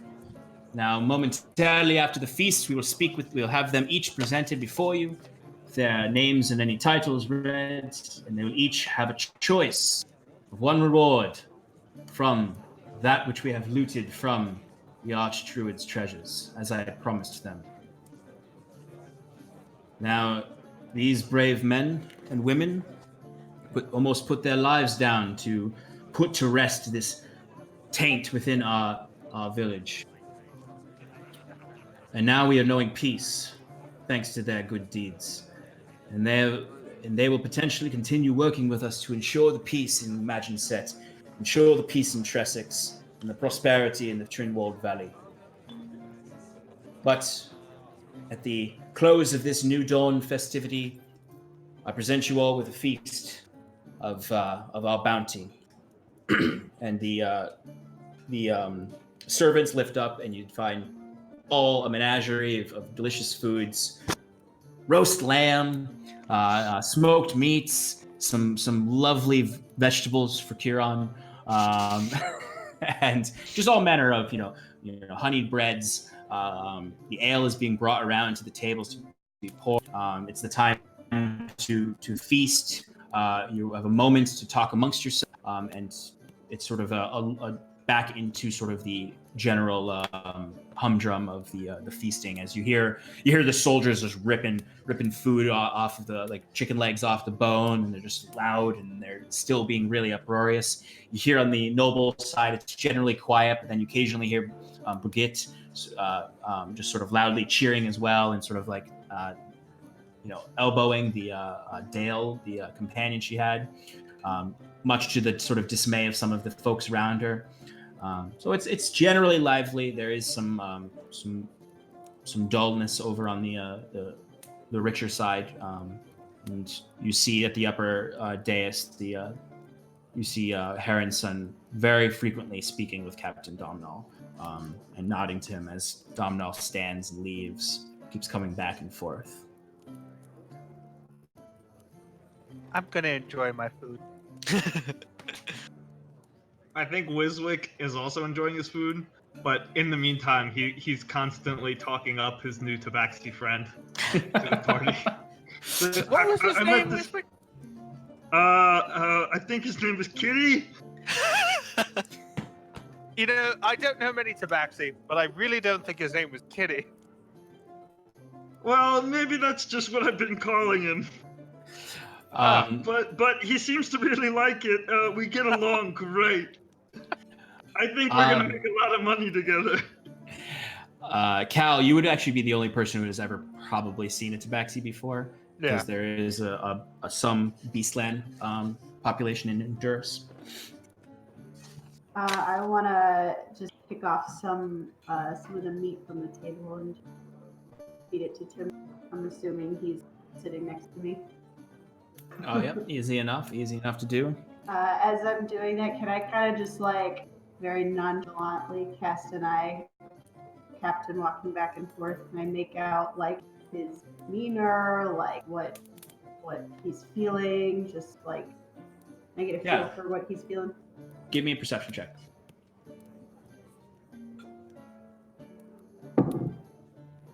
That's better. 17. So a few things you notice. One, he's not smiled once, even during the Lord's toast or whatever you want to call it. He's very stern-faced. Anytime he is resting in one place, when he's sitting there, you see his eyes constantly kind of darting around the room, occasionally looking up towards the balconies, and then back to the Lord. When he steps away, you notice he goes in through the back. He seems to stay there for a few moments, and then briefly comes back and sort of occasionally just sort of stands and looks around, and then occasionally takes his seat, takes a bit of a drink, maybe occasionally nibbles on something, but he's generally the vibe you're getting is he's incredibly on edge.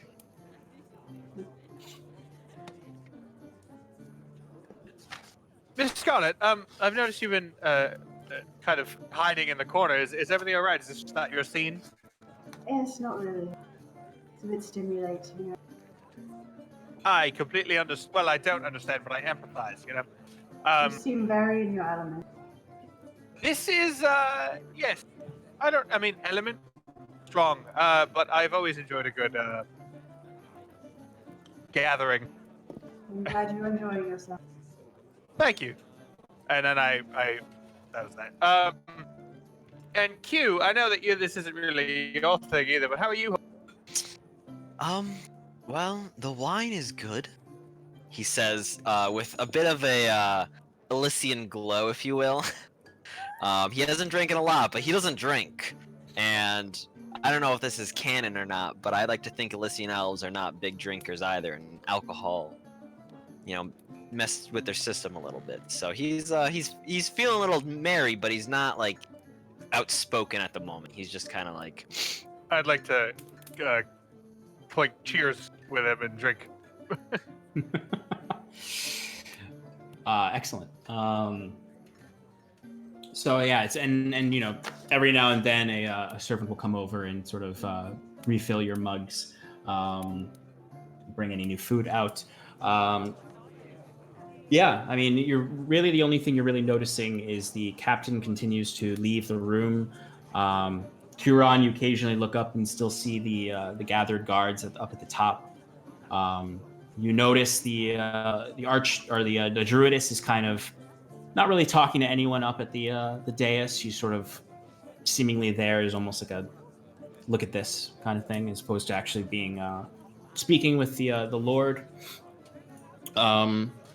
But it's soon enough that you, in the sort of din of everything, that you see the Lord kind of bringing in, waving in, and you see 4 servants come walking in, carrying sort of like a platform that has bars that they're holding, and on it is sort of a trove of treasures. As they bring it, he brings it out, and they place it sort of on a table set up in the front below the dais. As the Lord stands and says, "Quiet all. I think it is now time to bring forward our champions, introduce them to all of you, and give them choice of their treasures. Who amongst you will come first?" Timber is gonna walk. Just get up. As Timber walks up, sort of you hear like chuckles from the crowd, and this few soldiers like, "Hey!" And the Lord sort of like smirks down at the bold wolf and looks to Scarlet and just sort of says, "By all means, your hound, I suppose, can have his choice as well." Timber, would you like to select a treasure?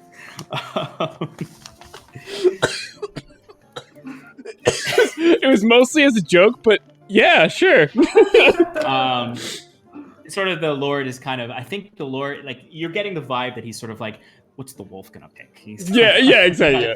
Like, he's not gonna pick anything valuable. He's just gonna grab the nearest thing, or not anything at all, and everyone will laugh as he goes and lays down. And much to his surprise, I'm imagining you're gonna go up towards the treasure hoard. Yeah, that's right. So sort of at a brief glance, you see there's a lot of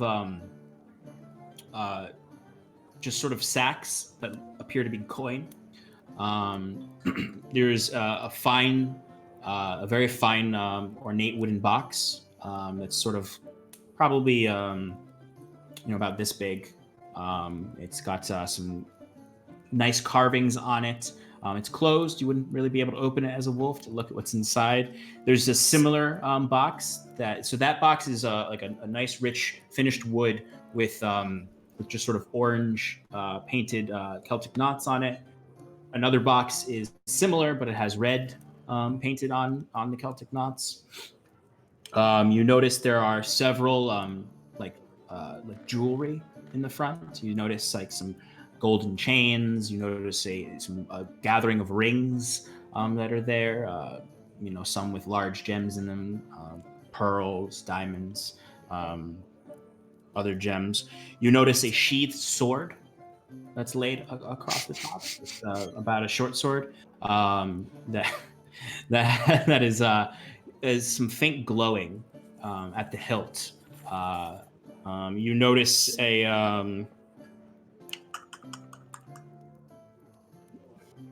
there is another box that is like the size of an engagement ring box with a flame on it carved into the top of it. And yeah, it's mostly like actual treasure, and then these few distinct items.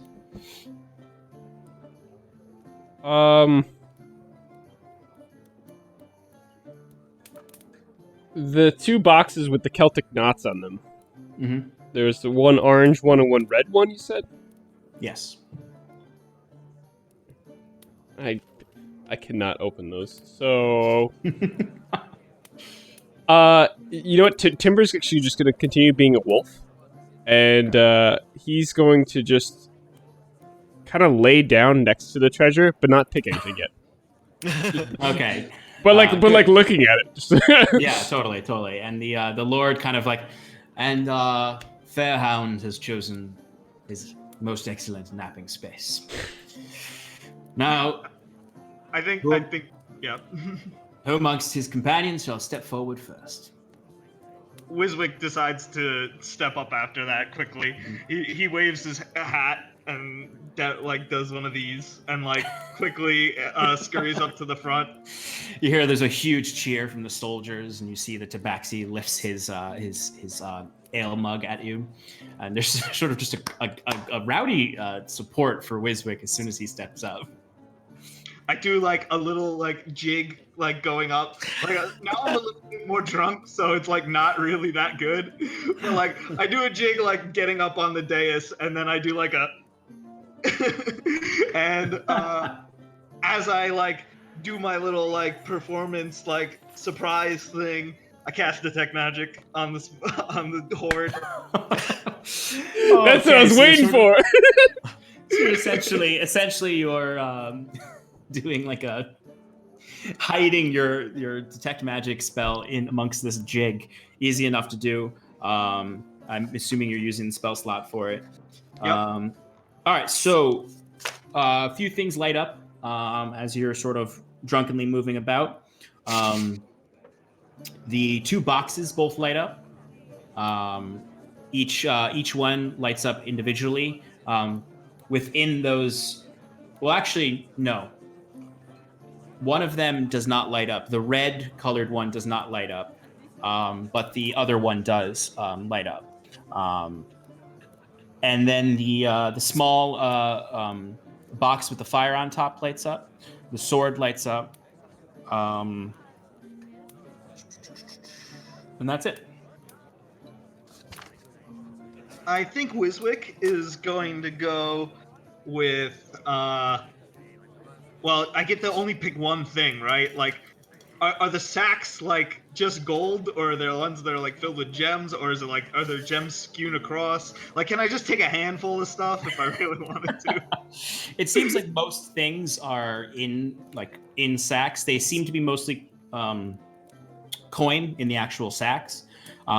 There is sort of a small chest in the front that's filled with jewelry, mostly, and then occasionally a large gem.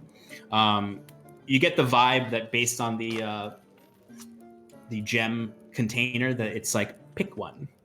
I mean, you notice there's all sorts there, though. There's large. There's probably, if you're looking at just sort of the individual gems, they're probably, if you really dug in there, you could probably find one that's maybe 50 or 100 gold pieces worth. There is some pearls in there.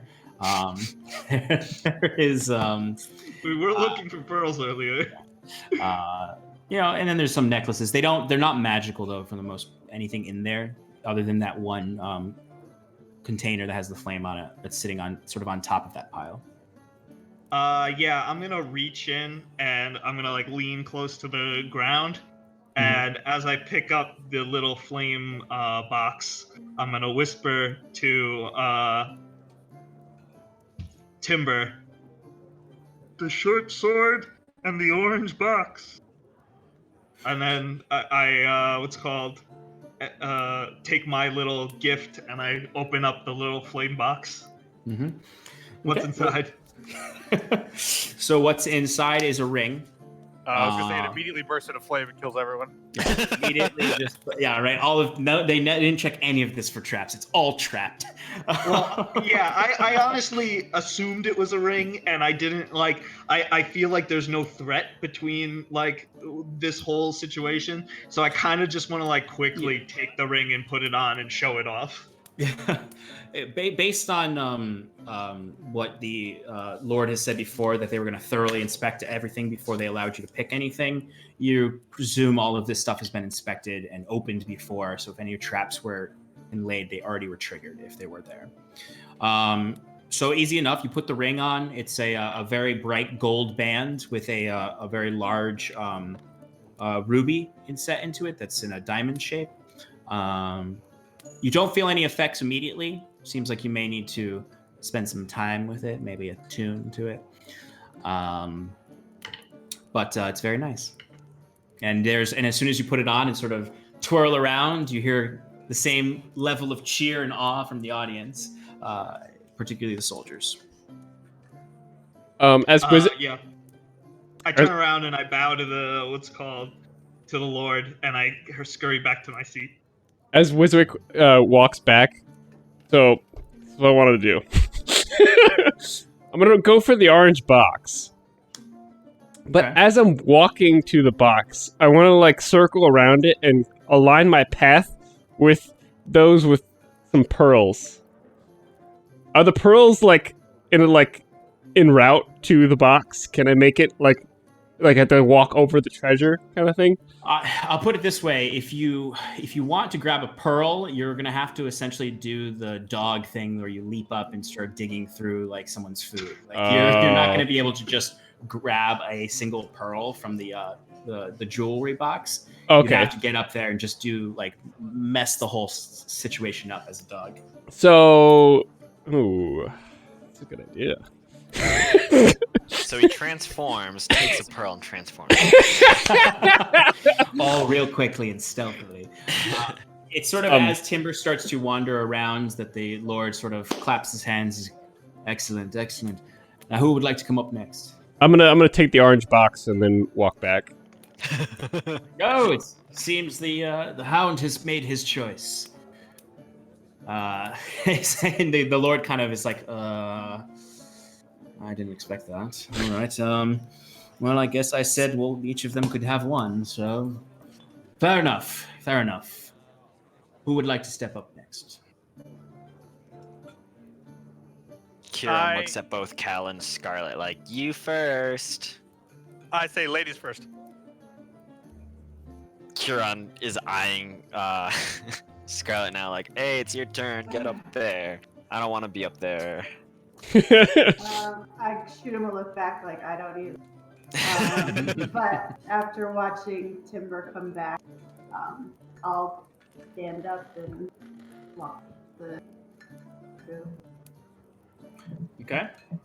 You see the same things. You see the box with the red painted knots on it. You see the sword with the faint glow at the between the hilt and the sheath. And you see the several sacks of coin and the general jewelry box. Yeah. I would like to pick up the red box. Okay. Easy enough. When you pick it up and open it, you find inside is 2 healing potions. 2 minor healing potions. Awesome. I'll give the Lord a gracious nod and back to Steve. He returns his nod. Notably quiet when Scarlet went up there. Sort of tense, a little bit tense in the room. Sort of this mysterious woman who is very aggressive. The soldiers don't cheer. They're sort of like, McLear is grinning at you. He's the only one who's sort of like, and but easy enough. The Lord sort of then gestures down to Kieran and Cal to approach and take their trophy or treasure. Wiswick's just gonna whisper to Cal that I sensed some magic from the sword. You might want that one. Cal unmutes himself and then goes up and grabs that sword. Okay. Easy enough. It's a short. It's generally it's a short sword. Well, no, it's a long sword actually. Like a hand and a half or two-hander. Versatile. You can do either two-handed or one-handed. That's. But you sort of unsheath it a little bit, and you notice the blade has a dull glow to it that you sort of don't really notice too much about it right now, but it sort of has a dull moonlight-like glow to it. How does the hilt feel in my hand? It's a well-crafted sword. It's weighted well. The hilt, it doesn't slip, It's generally it doesn't slip out of your hands immediately. That's good. All right, cool. I bow and walk back. A fine choice, and certainly our friend Curon has his choice now. It's mostly treasure at this point. So Kieran would stand up, kind of straighten his back, kind of be like, all right, we got this. Walk up the steps and looking at the treasure,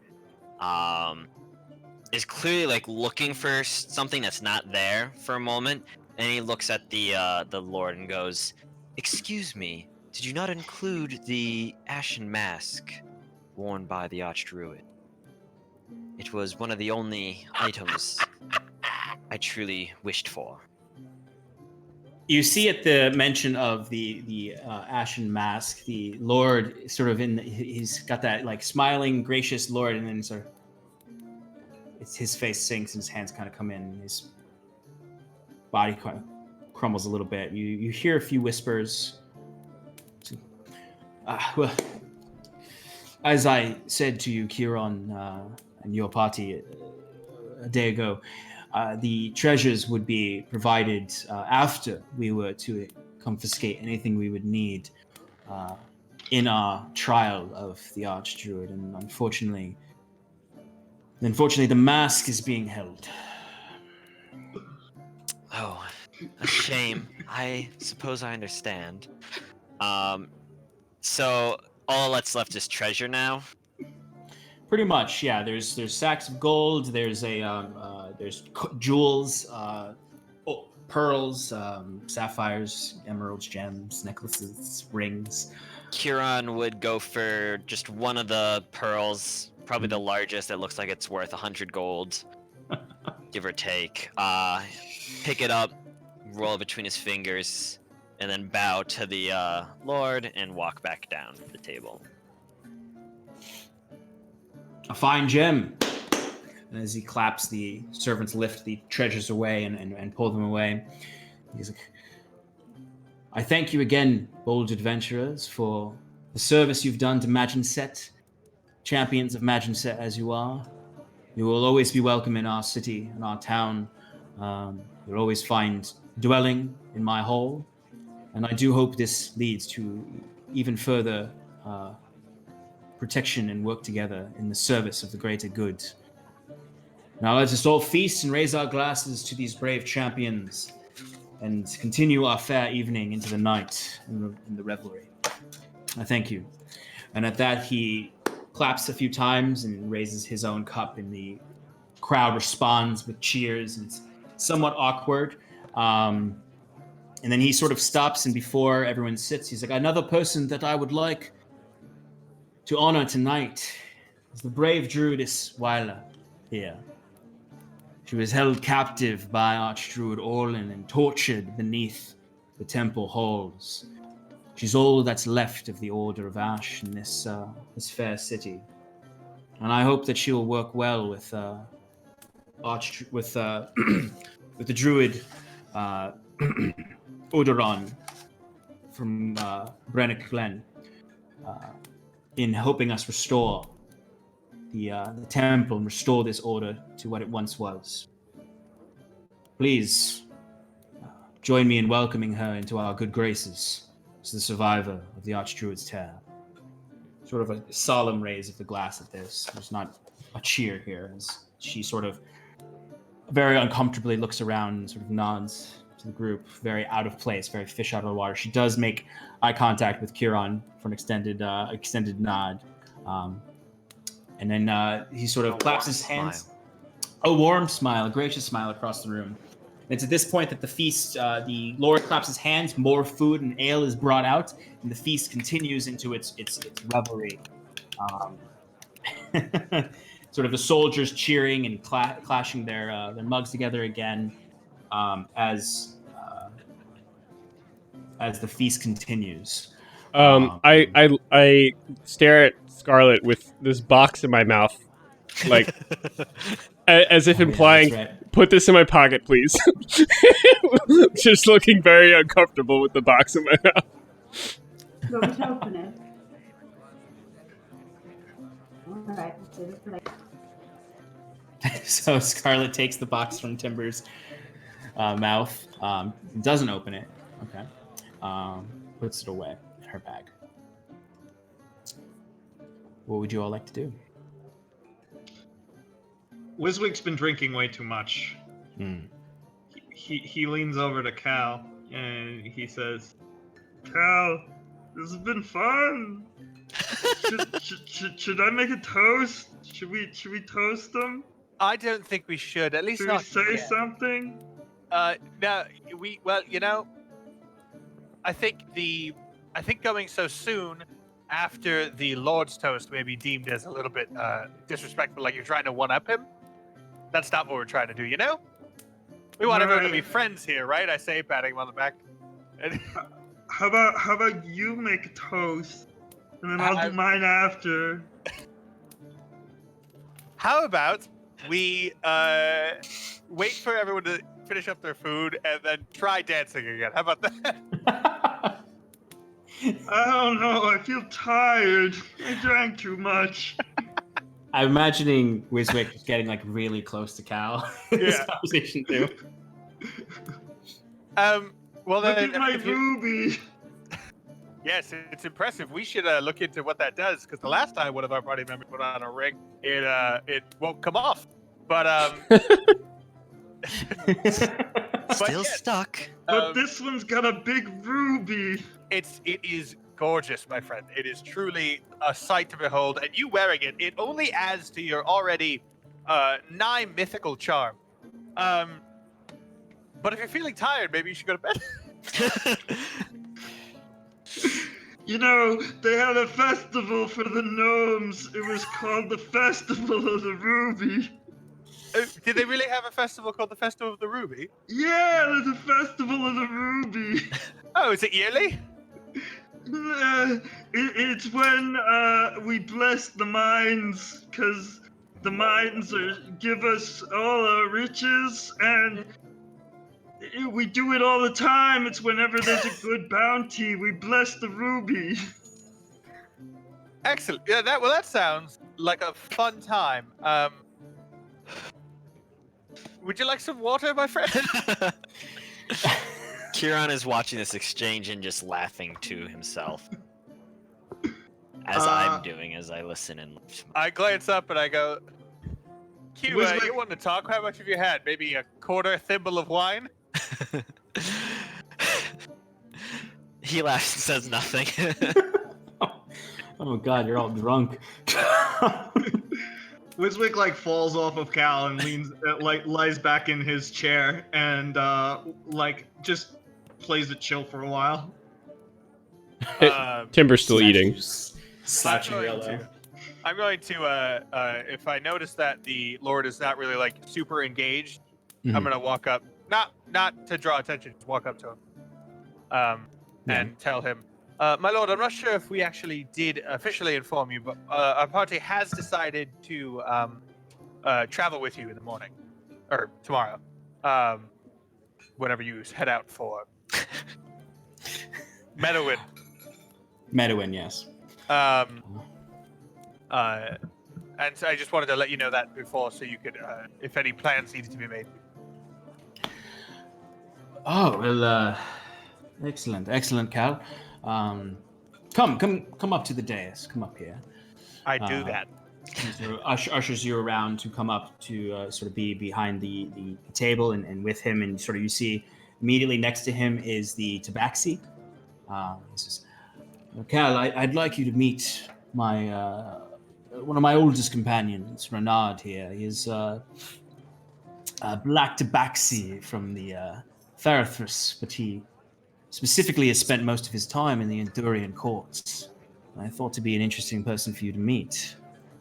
You see the Tabaxi is sort of like cleaning out his pipe, and he's like, I have heard some about you. You are Taylor from the Storm Rain region? Originally from Storm Rain, though, I did most of my training in the capital, whose name I forget. Velmacia. Thank you. So I spent most of my time there. In the capital. You must have been a fine tailor then, selling your wares there. My master certainly was. wasn't always the most attentive student. I mean, there's a reason I'm not doing it anymore, you know? Oh, well, what is it the adventuring life for you now? Seems to be. Not necessarily by choice. I seem to have fallen into it, but we'll see where the wind takes me. Fair enough. And you, how long since you've been back home? It's been at least a year and 3 months. Fair enough. Very long time. What did you say? I've been to Velmacia a few times myself. I've spent time in the court there with the king. Me and our friend here, Heronson, used to, when we were young men, we spent much time in the court. My lord, I didn't know you had spent time around there. I, of course, having never been to the palace, but I would have loved to speak with you about your old haunts. And the Lord is sort of like leans back in his chair, and he's sort of you can see he's drinking some wine at this point. He's like, "Ah, yes, Cal. I spent much of my youth in the serving the king or the duke in his court. Me and Renard here, we spent quite a bit of time with the duke during conflicts with the Gwyn Empire." It's on our fair share of combat beneath the Vermilion Arches. But Luckily, not bad. But there'll be time for us to perhaps discuss more of Honduras on the road. Oh, excellent, my lord. Will Renard be joining us? Or I turn to Renard. Will you be joining us, sir? Well, I do not have business in the capital of Tressex, but I'll at least see you all off tomorrow before I head back south to Honduras. I have work down there. Excellent. And lovely to meet you, my friend. Or lovely to meet you, sir. Yes, and before you go, what was the name of your master? I know quite a few of the artisans in the Messia. His name was Master Arlen. He owned a shop on Green Street in the Blythe. Master. We're gonna have to write that down as a group. Yeah, I immediately.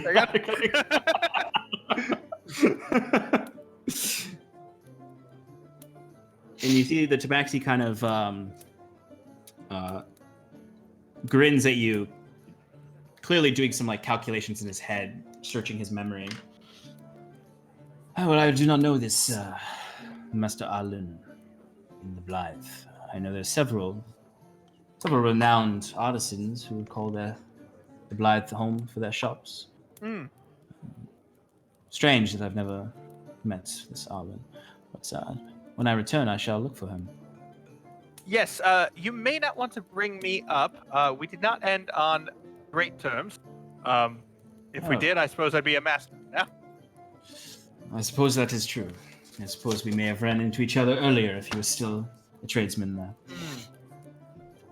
Well, fair enough. Well, I've heard greatly of your talents with a sword, which is interesting for Just a hobby. a journeyman tailor living out in the wilds, I suppose. I did spend some time in Sivia in the last 6 or 8 months or so, and was able to practice what had been a hobby a little more rigorously up there. Interesting. Well, I've spoken with your small companion, Wiswick, Sniff Neblin. There may be work for adventuring parties like yourselves down in Honduras and even into Fairthras, if you are so inclined, and if Lord Harrison ever finishes with you. If once our business with the Lord is complete, I'll be sure to keep you in mind. Please do. I'm always looking for business partners.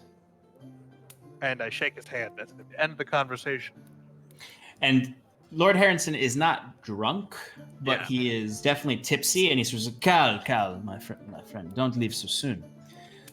You spend much time in the Messia, and Stormrain is, it's a rich family. It's not a too high up in the crust, but they own their fair share of silver mines. Did you ever work with the Storm Rains? I other than helping my father when I was younger, I left before I would have actually gotten a job with them, or in the mines, or in the workings of that. Shame. Did you know the barons? I did not. I have not been back to Honduras many a year, but I mostly spent my time in court in Damasia. But I'm always intrigued by men and women of means and those interesting folk. Some men collect wealth, some power, but I collect friends like Renard here, and your lot may seem strange at my interest in your party, but you are clearly interesting people. And I make a point of keeping interesting people close. And I'm sure I speak for all of us when I say thank you for your interest. A man of your means, I'm sure his friends can do very well.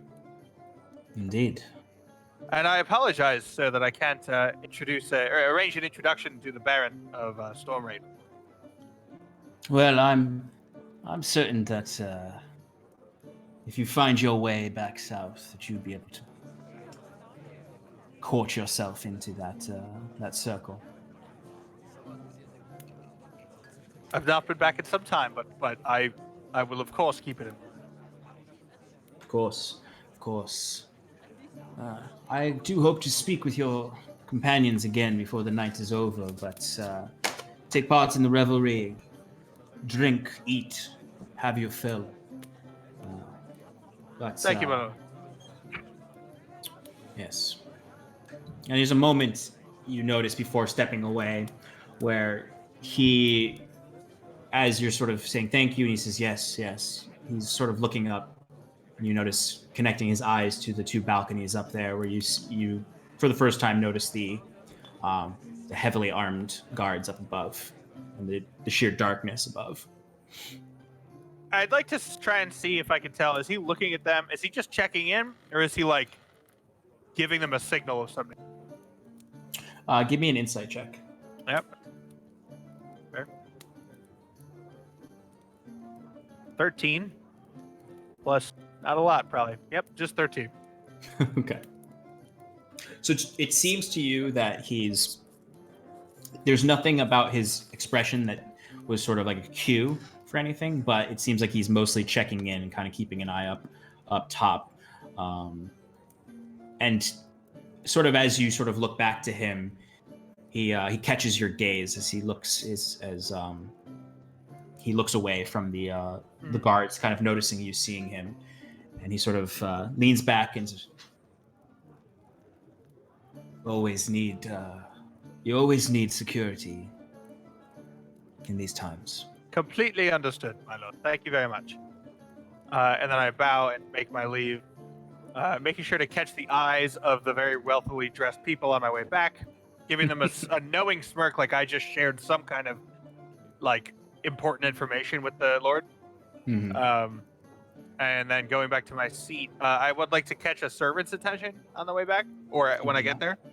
Easy enough. I'd like to send them for my hat and my rapier. Okay. And they at once, and you see they dart up towards your room. All of you would have caught that, him asking for his hat and rapier. I'm good. Okay. The rich people do notice you, and they are pouting for sure. Although the entire time you were up there, the woman with the fancy cutlass was definitely like, you noticed her occasionally listening in on your conversation. She is up at the dais, and it's sort of like anytime she caught your eye, it goes back to her own conversation. I think Wiswick sees Cal kind of like step away, and he says, Back where I come from, there was a festival of the bathrooms. I gotta go to the bathrooms. In the festival of the bathrooms, we take the bat poop and we'd sell it to the people in the surface because they liked it for growing stuff. Wiswick! It's bad for mushrooms, though. I'm gonna go to the bathroom. Oh my goodness, Wiswick is so drunk. I flag a servant and point him to Wiswick, and I'm like, could you show him to the restroom, please? Oh, at once. And Wiswick, a servant does come and starts to escort you away from the feast. They take you. They're taking you out to the exterior part to essentially be like piss in the grass. They're not exactly interested in taking care of you into an actual outhouse and dealing with you, but yeah, I mean, you're being led through. Like, you have a moment to kind of away from the feast if there's anything you want to do. I think I step away from the feast, and then as soon as like the servants like show me where to go, I'm like, okay, I got it from here, and I let them go, and then I want to like basically just stumble around like outside of the feast, like just basically like going around the perimeter of the party looking for Cal, because I think that he was like when I saw him go for his sword, I figured like something sketchy's going on and I want to be a part of it. Okay. So give me a general perception check for as you're wandering around outside. I'm basically, I'm pretending I'm a guard. I'm making rounds, even though I'm just a drunken mess. Pretending I'm a guard. I'd like you, before you do that, to give me a quick Constitution saving throw. Oh, yeah. Okay, so Constitution first.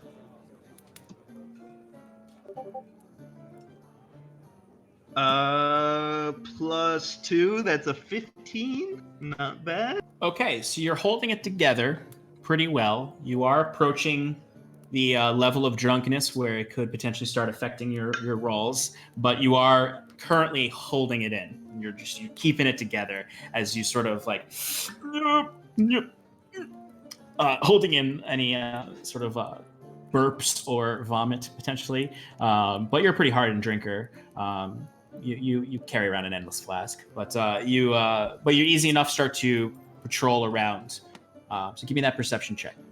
Yeah, I don't need to be drunk to roll badly. I got a 5. Okay. So you're not really noticing. Well, you don't notice Cal at all. But the only thing you really notice is the occasional shape on the ramparts, the wooden ramparts of just what appears to be guards moving about on the top wall.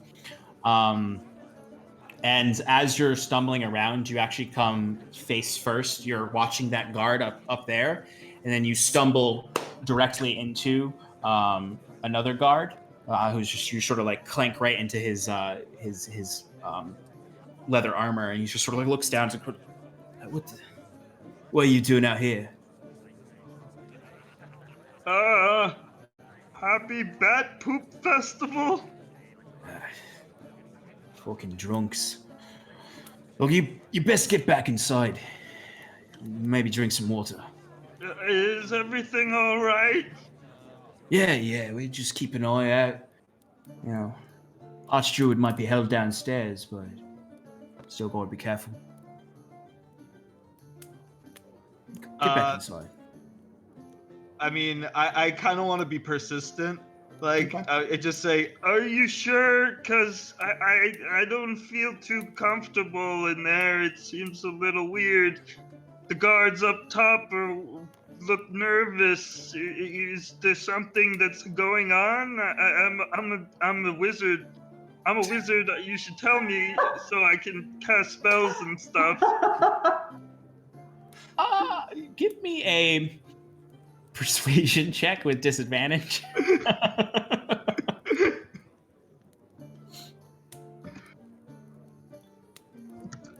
Gladly. Okay. I rolled a persuasion is an 8. The guard's like, All right. Yes, I'm sure you're magical. I'm sure you're a great and powerful wizard. Let's get you back inside now and get you some water. And he starts to sort of lead you back towards the party. Okay, I go with him. Okay. Disappointed. He's like, I'm sure you're very powerful for mage. But I I'm assure more you, powerful than all you. I assure you, we are keeping our eye on everything. Yes, we are maybe a bit tense, but you understand. It's only been a day or so since we defeated the druids. Okay, I'm gonna find my friend Kyle. I think he knows what's going on. Your friend Kyle, you said? Kyle, you know, the champion man. Oh, you seem like you have quite a lot of friends. And he sort of, you see the guard kind of eyes a servant who kind of rushes over and is like, I'm so sorry. Come on, Lord Wiswick. Don't touch me.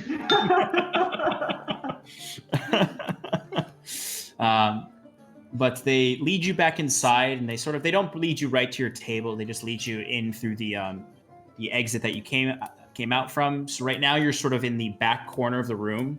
To your left, you see directly up to the dais, and then to your right is the general room itself. You see the servants are coming out of a doorway that's to your right, and then of course you see to the left is the stairs and hall that lead to the back areas, in the downstairs area and all that. All right, I go return to everybody else.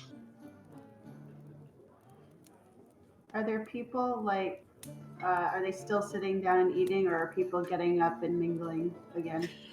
People are definitely mingling at this point. You sort of like the food is starting to really slow down. The drinks are pouring more heavily. Even the sort of uptight guests are starting to get a little bit looser. People are definitely sort of in the latter half of the feast. Okay. I am going to pick up the ale for just kind of look to the gentleman in my party and say, I'm not feeling very well. I think I'm going to go lie down. And I wanted to kind of like very carefully like try and sneak away, but I'm not trying to be shady about it. Kieran will respond with, "Oh, of course you're the first to leave." Kieran is sassy when he's had a third of a glass of wine. Hey, don't I would say judge. like, oh yes, of course. Let us know if you need anything, or feel better.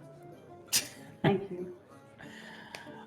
So where are you trying to I'm casually? Casually just go back to my room. Okay. There's things weighing on my mind, and I don't want to be around people anymore. Okay. I mean, if you give me just a quick stealth check, just to see if you're noticed. Okay.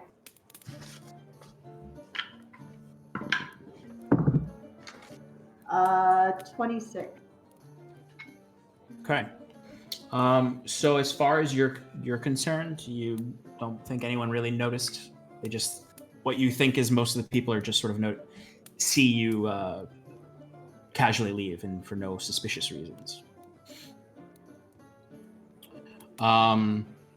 Timber's just going to continue eating, even though everybody else stopped.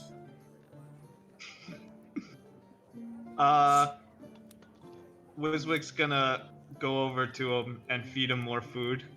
And while he's feeding him more food, he's gonna try and go for the orange box in his pocket. Because he just wants to know what's inside. Scarlet has the orange box. Oh, she does? No, I put it in his pocket. Oh. I said put it in my pocket, yeah. Yeah, that's what I did.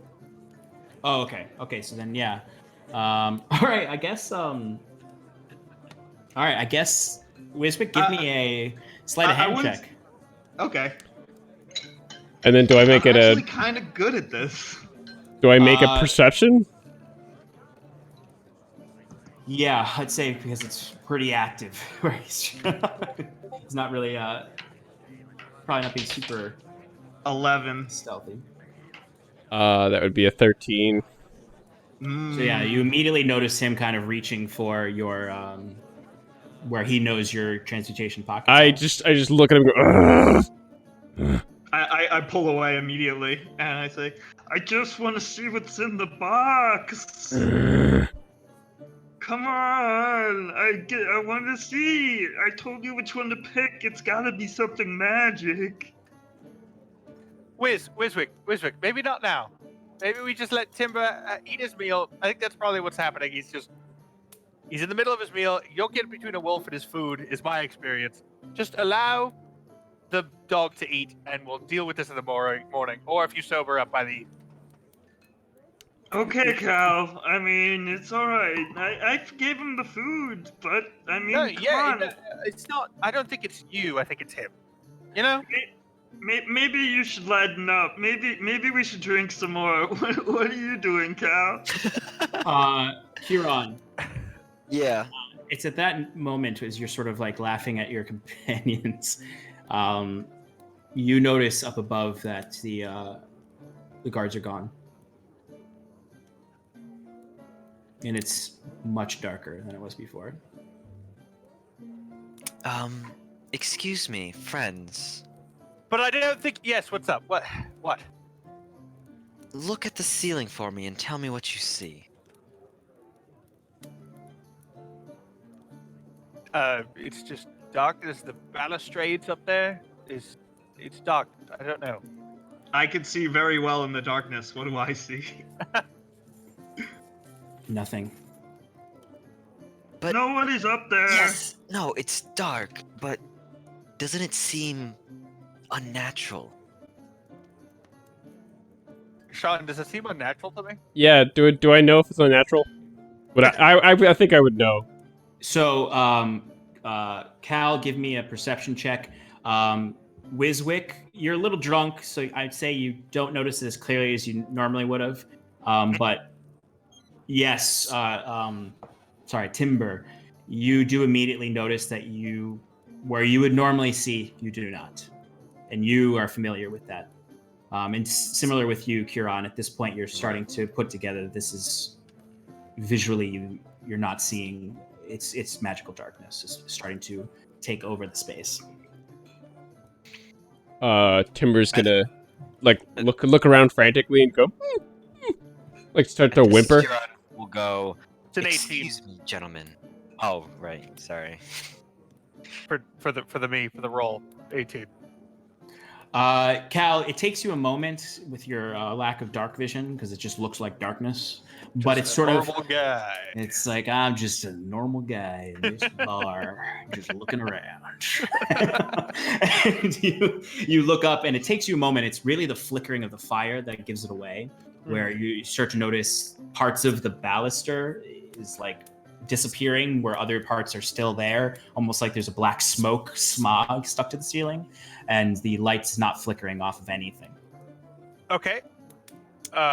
So Kieran, Kieran you were at this about to do point, yeah, has stood up and, he's kind of sobering himself up a little, and he goes, I don't want to alarm anyone, but I'm going to speak with the Lord about this. At least make sure he's aware. No, I'll actually, you keep an eye on it. I'll go do that. Okay? I'll go Or you speak can. with the Doesn't matter. Lord. You go look at it. As Wiswick tries to get off his seat, Timber's gonna grab the back of his shirt as if like no. Kieran, you can go. I'm sorry. I was. So We can Kieran, both go. as he waits, thinking Cal's gonna move, and then Cal doesn't, and he's like, "Well, what is it? You gonna fucking?" No, I'm gonna go. I'm going. Jesus Christ. Kieran follows him as he goes up. I walk up to the dais. The most indecisive group ever. But Kieran stands up to walk. Cal kind of follows immediately. You guys are approaching the dais right now. You notice up there the Lord is in deep conversation with Bernard and is occasionally sort of pointing over to Wyla, who's sort of half-assedly involved in the conversation, but mostly seems tired. And the dais is very merry. The king he's Lord. Sorry, thank you. The Lord is very drunk at this point. I go up and I kind of like do a quick bow and I turn to him and I go, my Lord Harrison, Yes, my friend Cal. my friend Huron just noticed something. Where have the guards on the balconies, couldn't think of the word, gone? Oh, the guards. Oh, that's... Another point. Do you have any magical spells in defense of your hall? Because I can't help but notice an impenetrable darkness slowly descending from the rafters. And I say impenetrable because I, as an Elysian elf and as a devotee of the Twilight Domain, can see through darkness indefinitely. The king has got a very like childlike gaze in his face, but he's like, we don't have enchantments on this hole. We've never needed them. What? I My turn to the good guess. captain. Sorry. Captain's not there right now. Oh, I thought he was. No, and he turns to his guest. My good guest. There's nothing to need to worry about. Cal, Huron, you seem like you are in control of your faculties. Please retrieve the captain for me. He should be in the back somewhere with his guards. Please find the captain immediately. I stride purposefully in that direction. Huron will follow, but not before motioning to like Wiswick and mostly Timber, but being like kind of like, we're going, you stay, kind of like.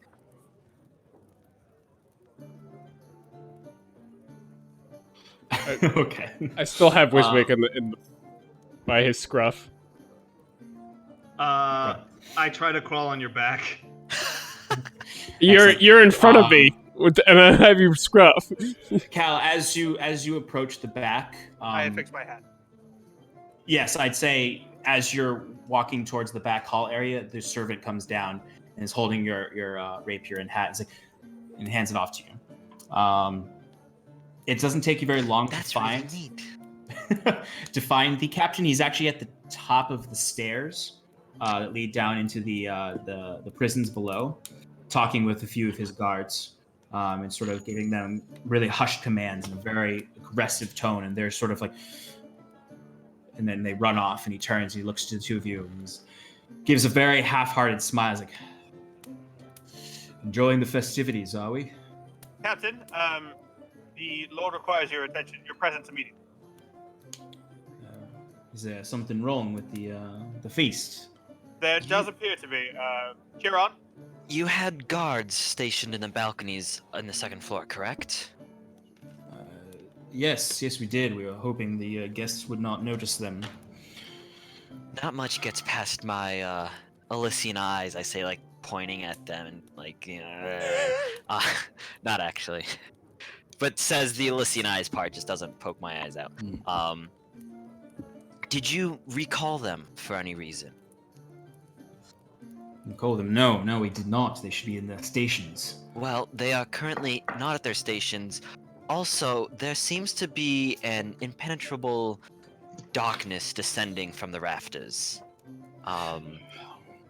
It seems slightly similar to a darkness we encountered in the Druids' Long Hall. Not exactly similar. This one is more fine, while that one was a little more of a smoky darkness, if you will. This is concerning indeed. All right, I will speak with the Lord, have him end the feast. We'll get our men ready to investigate. If you require services, Captain. It may be wise for you to return to the hall and just do as you have. Keep an eye on it for us, as Of course. As I get the Lord's attention. He has certainly had his fair share of wine tonight. Actually, would you terribly mind actually relieving my men downstairs and keeping an eye on the Archdruid? That depends. May I speak with the Archdruid? No, it's okay. I'll have plenty of time. The trip to wherever it is we're coming. Actually, if you and you see he's sort of like fighting with whether he should have you downstairs or in the room. He's like, I don't know. I think it might be wiser for you to stay with the guests in case there's trouble from the darkness. Understood, Whatever- sir. Yes. Whatever And you believe. he follows you into the main hall and goes and speaks with the king. Lord. He's a lord, not a king. Hey, maybe one day soon. He's not even a Maybe. duke. He's just like a Um, baron, right? As we Or like a enter the count. hall, Kieran would like to pass by Wyla and give her a reassuring pat on the back, in a small friendly smile. But his eyes would kind of be saying "Hey, look out! There might be danger." Okay. She sort of notices the seriousness of your face and exactly the sort of expression you're giving off. Sees the sternness of the captain, sort of sees all of you kind of eyeing around, and she's sort of straightens herself out and kind of looks around apprehensively. You see the captain starts to whisper into the Lord's ear, and the Lord sort of.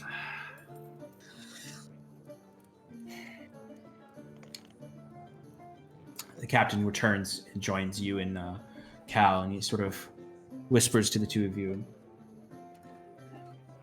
We've been expecting some potential trouble tonight. The Lord refused to cancel the feast. He said too many important people had come. I heard you earlier asking about the mask, the Archsteward's mask. Yes, of course. Most likely a priceless magical relic. It was stolen from our barracks. What?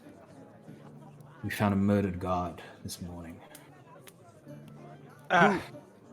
No sign of no evidence of any entry. The doors, locks were all picked, and his throat had been stabbed and jaggedly ripped open, blood everywhere. But we couldn't find any evidence. The prisoner. Sorry, do we think it's reprisal for the what happened to the druid? Well, I mean, who else would be after the mask? We thought we had captured all of his agents, but we don't know what his influence was outside of Maginset. So this might be that reprisal. So please, I understand it's been a harsh few days, but I would appreciate your aid in this potential endeavor. Of course. How well do we know? How much do we trust Oberon Torag?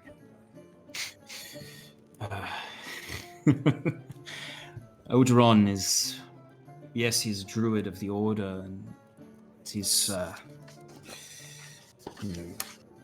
Bracklin Glen is firmly in control of the Lord Harrenson. He's the Lord's man. He's been eyeing replacing the Archdruid with him for months as we planned our case against him. I believe we can trust him. He's less a priest and more of a politician. Understood. Are there any other members of the gathering here that would be sympathetic to the druids? That I'm unsure of. There are many men and women from across Tressex here. I didn't hear any whispers, but it's very uncertain. Be on your ready. And you see at that the Lord kind of stands up, sort of pushes himself up, and he's, my friends, I do always hate to end a party early, but you must see our company needs to wake up early on the morrow to prepare for our journey to Meduin. I must ask you to take your revelry out to the Circle of Markets. Attend to our fine tavern establishments. Keep drinking, keep being merry for the evening. Retire to your quarters. But the feast is over, so please exit my hall. Say your goodbyes. And to the peace. And he sort of drops back down into his chair and sort of angrily looks around. His people are very confused at this sort of unceremonious ending of the feast. They do slowly, they mingle. They don't really go all at once. But I imagine at this point, Timber and Wiswick, what are you up to? Sorry. Wiswick's trying to get on top of me, and I'm trying to bat him off. And I'm trying to eat my food, and then also make sure that he's not trying to steal my box. I'm just trying to not be bothered by this little gnome that's drunk. Mm-hmm. Absolutely. So it's at this point, you're kind of, the people are all gathering towards the back of the room. You see the tabaxi gets up and exits out to go up to likely his quarters in the hall. Some of the people start to get up to go upstairs, those who are staying here. You see Wyla's with the older woman, and they're sort of whispering to each other about what they should do.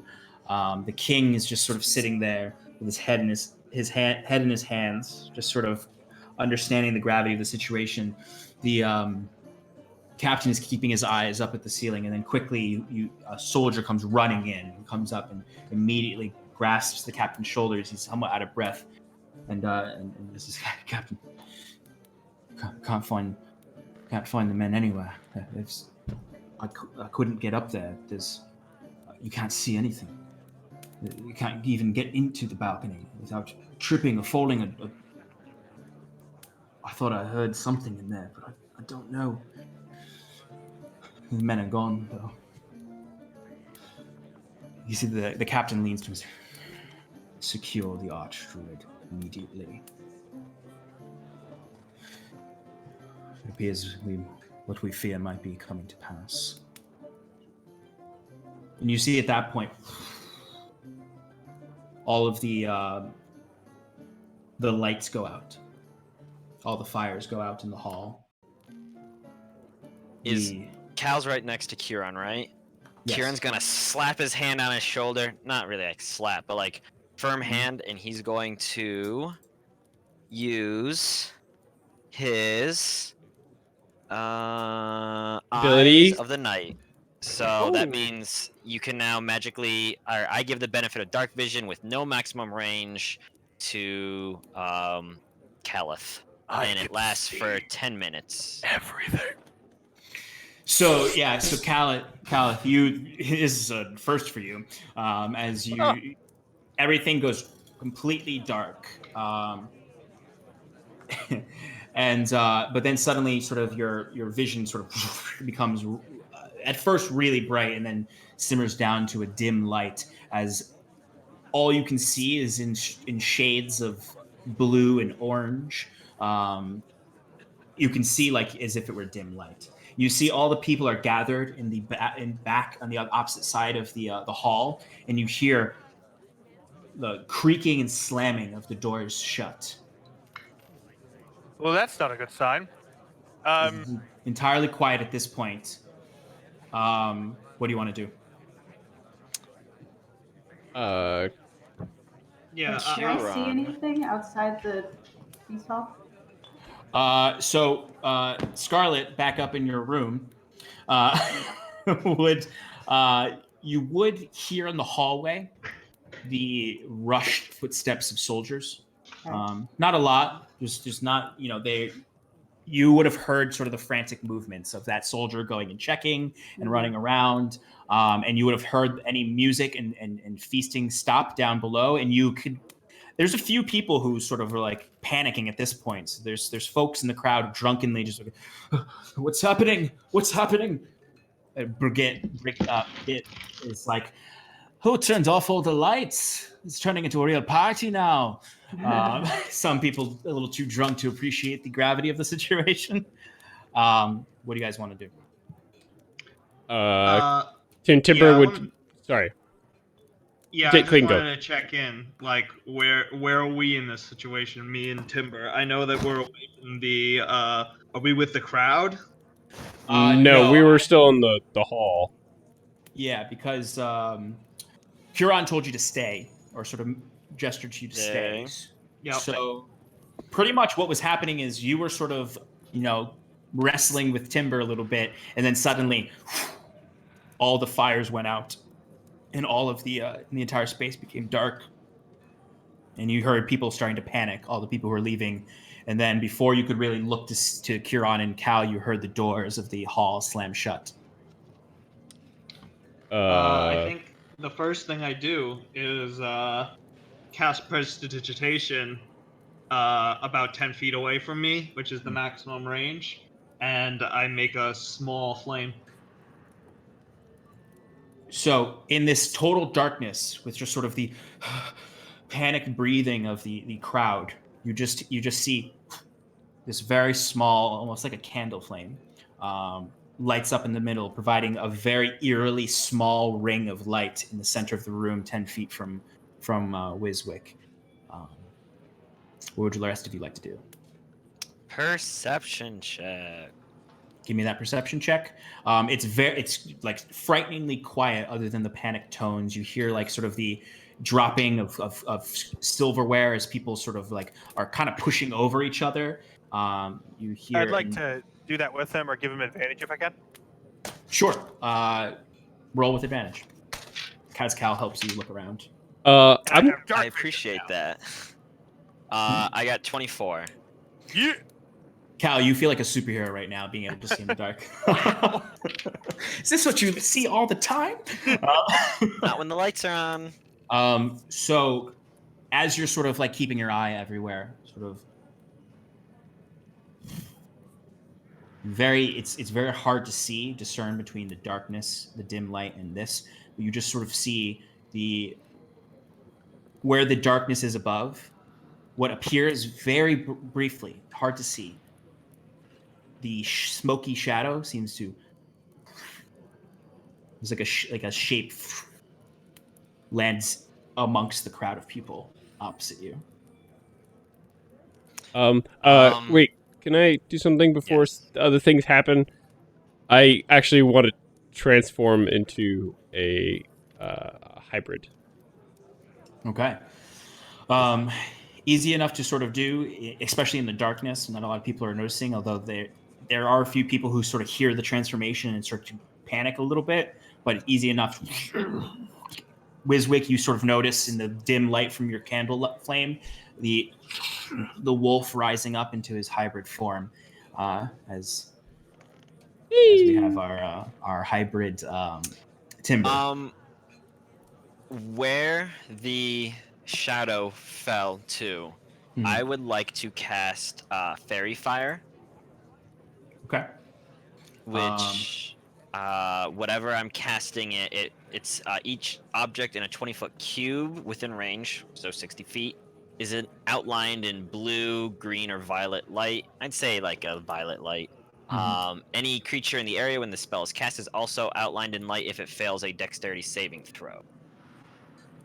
For the duration, objects in affected creatures shed dim light in a 10-foot radius. Any attack roll against an affected creature has advantage. Okay, so what's your spell DC? Oh, that's a good question. It's 13. 13? Okay. Yes. Dexterity saving throw? Yes. Okay. All right.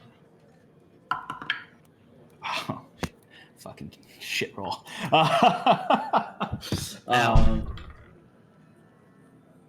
All right, so that's a dirty 5. And I guess I'm just going to say all the other people fail as well.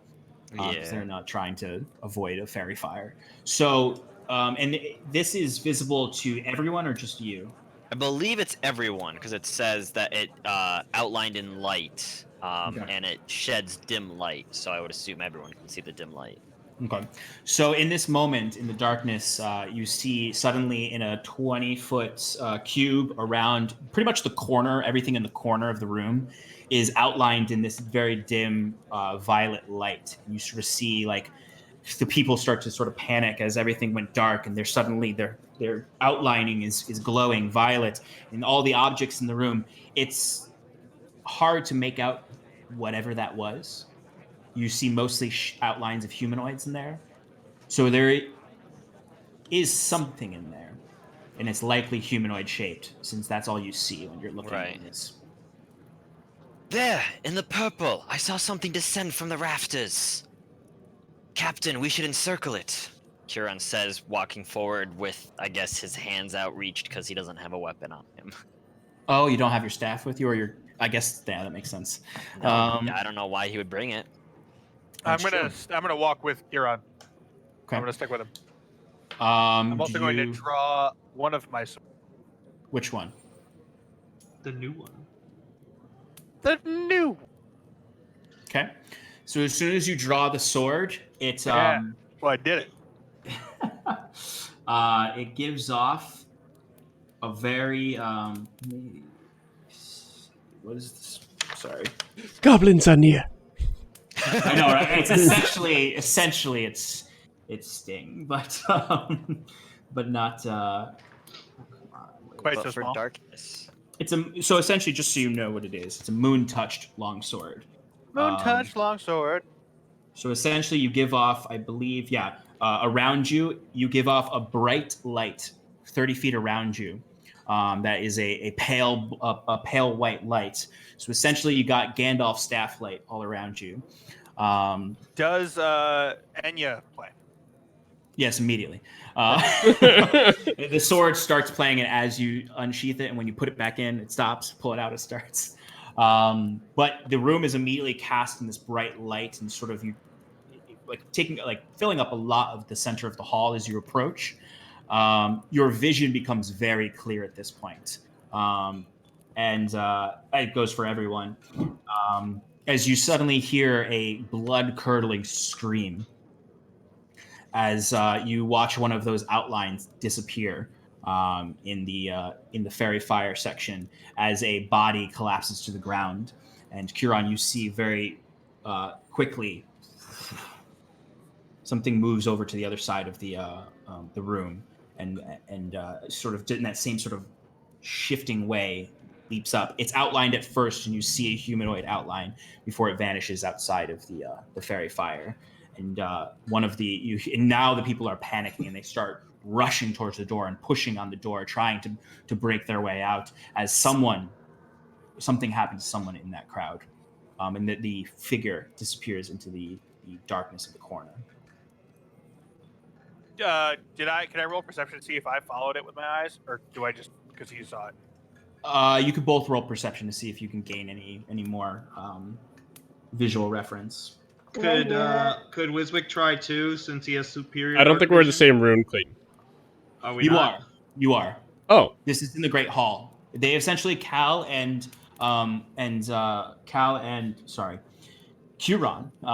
They've stepped up right up to you guys because they were coming from the dais, moving forward. As soon as they got to you two, where you were, first of all, Cal, your moon touch sword lights up this monstrous werewolf in the middle of the hall. Oh fuck! Shit! I immediately go to attack it. All right, roll to attack. It's not that high, so that's good. Huron would immediately say, "Hold up." Wiswick stands in front. It's not high, so it's a 12. In between the two of them. okay, yeah. I know, with my moon It doesn't touch, stop anything. So, I mean, that misses. 12 misses, I'm Yeah. assuming. Yes. That's But good. I just wanted to make a quick clarification. I didn't realize I'd somehow been muted. For Fairy Fire, it says that for the durations, objects and affected creatures. Now, it doesn't say that it remains in that cube. I think it means that if a creature exits where I cast the spell, it's not like the spell remains a cube. It's cast. Whatever is affected, Yeah. and then it lasts for and it sheds dim light in a 10-foot radius. So it's a debuff. It's not a area. Yes. Correct. Thank Okay. you. Yes. So then what you see is you do see the sort of amongst this swirling blackness, you do see the shaped outline of a humanoid, a Leith humanoid, with some. You see occasional sort of like tufts of armor. You can't make out details because it's just the outline, and you see in their hands is a dagger. in each hand as it's sort of like backing into the corner, like. And then, so preparing to after engage. Cal misses the swipe, Huron grabs him and is like, "He's not our enemy. That is." Pointing at the purple outlined. Cal is very confused, but he's a simple man, so he goes, "That's No. right." Not now, Khaled. That's what. So, Yeah, sorry. go ahead, Timber. No, I just said it. Not now, Khaled.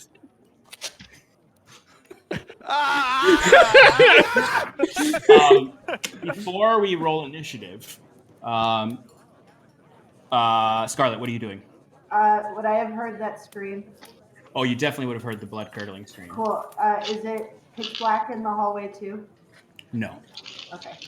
All right. So I want to run back towards the hall. What do I see on the outside of it? Outside of the hall? Yeah. Like in the hallway outside your room? No. Outside. I want to run back to the Great Hall. Okay. So as soon as you run to the Great Hall, what you see everything is dark except for a 30-foot sphere around Cal, and you see standing next to Cal is Timber and his hybrid form, and your two other compatriots as they approach the corner of the room where you see this faint violet light spewing off of a dark humanoid, and you see in the other corner of the room are a bunch of panicking people just sort of rushing over each other, trying to get out of the hall, pushing up against the door. Was I able to get in? Even though the door was closed, did I come in through a different way? You're coming from the back area where there isn't a door. When I mean by door, I mean the Great Hall door that enters in. Okay, I didn't know if I was vestibule. coming from that way. Yeah, okay. no, you're able to essentially get right into the vestibule to look at this happen as we are about to roll initiative. So let's take a 5-minute break. We'll jump back into combat for the latter half of the session tonight, and let's go to a break for 5 minutes. All right. We're just gonna hang out for. Are we? I'll get a drink. Yeah, I'm just going You're to. good. You're good, Sean. Just go pee. All right. I'm gonna pee. I'm also gonna set up the battle mat really quickly, and then I want you guys to you can roll initiative right now, and I'll just get it. Come back. All right. Gonna hang out. You know. Not a. How you doing, Tim? Oh, Alex, I'm doing well. Unlike the majority of the people we play with, I apparently have a bladder that's human-sized. So, I just hang out and have a good time. How are you? How are you doing? I'm doing all right. I just kind of sit here, and I don't have a bladder that's human sized, but I pee myself occasionally. That's why you see me get up and change my pants every so often. No, that's fair. So, to the viewers who are still with us, because I think we're still live. We are audio. still live. Yes, we are. Yeah. To the viewers that are still with us, I want you all to know that you're all cool people, cool cats. You're all cool guys and gals, cool motherfuckers, really overall, in a positive way. Yeah, I haven't met a cool motherfucker. Actually, no, I've met multiple motherfuckers. And also some uncool motherfuckers. Yeah, but that's not important. Pants. Yep. Changes his pants. Important. Yeah. Speaking of which, Timber's gonna need pants at some point. So. Yeah. Well, Cal just found out that you're a werewolf human, so he's a little confused and scared. Right. Also, out of curiosity, yes. what are your feelings on flannel? Flannel Pants, that is. Flannel pants. Are we pro? Not you, Clayton. You're not in this conversation. flannel pants. I'm pro. I'm pro flannel pants. Okay. But only as pajama pants, right? Yeah. Well, not as only as you pajama wouldn't wear pants. them out in public, right? We were up to 12 viewers, and now we're back down to 9. We were at 13 actually. I think that was the Oh. respawn raid. Oh, got it. Well, I am pro flannel pants. I do have to say, That's good. especially in the winter. Like, sometimes you just need some warm legs. Sometimes you don't feel like putting a blanket on yourself in the bed. See, I'm anti-comfort, So I only wear. You can't see it because obviously I don't stand up. You have nails in your clothes, right? Yeah, no, I just wear like. Have you ever heard of the Iron Maiden? Yeah, That's kind of what my pants are like all the time. I figured. And I've seen your seat before too. Yeah, So, yeah, just like yeah, I mean, you're not human, so it's only You got natural. bed bugs for breakfast? bed bugs for breakfast. Yes, Tim just opens his mouth in the morning, and they Gross. just crawl in. They Oh, just I hate crawl on in. it. I hate it so much. Delicious. I don't like it at all. Do you ever flavor your bed bugs? Cajun seasoning usually. Okay. Yeah. How about you? I can't say I've had bed bugs. So Wiswick, just as a moment of a little bit of a character development, where is the influence for your voice coming from? Kermit the Frog? Is it just straight up? Did you decide Kermit the Frog, or did you just pick that voice out? Oh, whatever. I think it was a combination of Kermit the Frog and something else, but I can't remember for the life of me what it was. Where are my parents? Is it Ray Romano? No, Or- definitely Is not. it, is it Ray Octocat? Romano! Oh, is it Octocat? I mean, it's a really easy voice to go through. Yeah. I will find my parents! Octocat, you'll never find your parents. I will find my parents! Remember that stuff back in the day? Yeah. Back in the gay. Sorry for being an obnoxious drunk, but I had to be an obnoxious drunk. Hey, you're Hey, not. someone has to. You're not a drunk. All right. Your sorry. mom's college. I rolled a 15 on that Constitution check. All right, bring us back in. All right, let's All right. get back in. We're I'm scared. in 3, 2, 1. Yeah. All right. Meow. Welcome back, everyone. We're about to get into Meow. some combat, some late night combat. All right, let's do initiative rolls. So 20 to 25. Cal, What'd you get, Cal? 21. Okay. 15 to 20. 19. Okay. All right, 10 to 15. All right.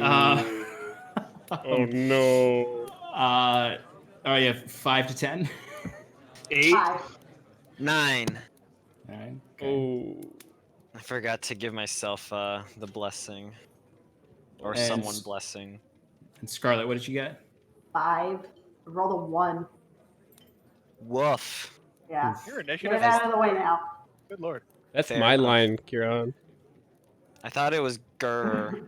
You seem Well- to growl more than you do. Woof. I do. It's Do true. wolves bark that much? 'Cause- yeah, no, No. 'cause- I'm sorry, but wolves don't bow wow and they don't woof. They just go rough. Cal, what's your dexterity? My raw dex, Yeah. 15 plus 2. Okay. Okay. All right. All right. So in that case,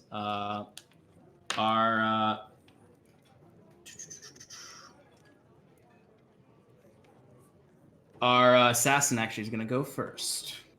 Or our shadowy figure. Just beat Cal out, or they just beat Cal out on the Is he gonna initiative quit? roll. Is he gonna? Ooh. Ooh. Ooh, no. Is he gonna go after the meat shields? After all those people. No, the assassin immediately, seeing that you all can see them, immediately is going to attempt to dart and dash past you.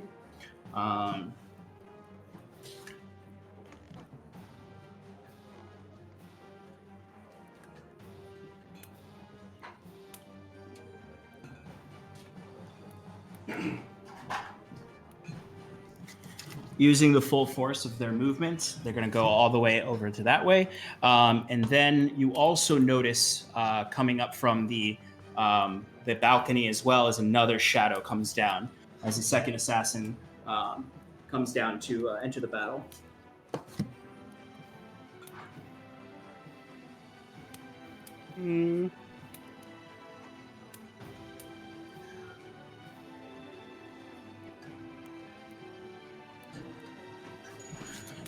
And that is going to end their turn. Cal, you're up. I'm gonna run over to the guy who's closest to me. Yep, that makes sense.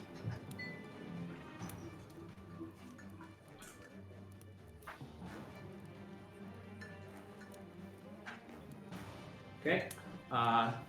Go ahead and make an attack. Yeah. I'm gonna stab him, and I'm going to use disarming strike. Okay. All right. Battle Master. Actually, no. Wait. I'm flanking him, aren't I? There. No, you're alone. You have advantage Oh, if you yeah. can see it, which you can, because of fairy fire. Oh, Sorry. nice. Okay. Yeah, I think I'm just gonna use disarming strike. So we'll roll for that.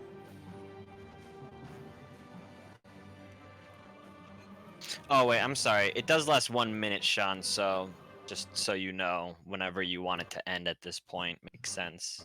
Yeah. No. That makes sense. Okay. Does a fuck? I gotta go back to the 22 hit. Yes, 22 does hit. Go ahead and roll damage. Yeah, that's good. That's good. It's a 11. 11. All right, so 11 points of slashing, piercing And damage. that would be piercing. Okay. And he has to do a strength save. Oh, shoot. All right, what's your DC for that? I think it's the DC of the move is DC 12. Okay. Strength, you said? Yeah. Okay, that's a natural 18, so he resists Balls. the disarming aspect. So you come rushing forward and you sort of stabbing the sword towards the shadowy smoke that's lined with the violet light. The blade finds purchase. It's hard to tell exactly where you got the assassin creature. It cries out. It definitely has a humanoid cry, so this is definitely some kind of enchanted person. Anything else? I'm gonna action surge. All right. And I'm gonna attack him again. All right, go for it. Yeah. That was a 15 hit. 15 just hits. Cool. Well, I have advantage actually, so let's see if I can roll a 20. I can't. All right. 6 plus 4 is 10 damage. 10 damage. All right. Great starting round. Fighters. Let's see how much damage they can deal. All right. Timber, you're up now. Kieran, you're on deck. I'm going to run around to try to get in front of the dashing away man Mm-hmm. and attack him from the opposite end, which Cal is. All right. And- You got advantage because you're flanking. Yes. Do attack with my claws. Go for it. Unarmed strike.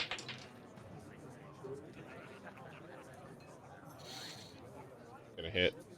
That's definitely not gonna hit. What is it? It's a 10. Oh, that does not hit. I'm gonna Fury your blows though. All right, go for it. Gonna hit. That's a 17. 17. That definitely hits. I'm just Go gonna- ahead and roll damage. That's a dirty 20. So I'll just do those two. Sounds good.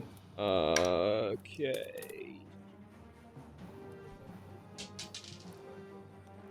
So, first one is 5 damage. And the next one is 7 damage. Woo. So 12 damage.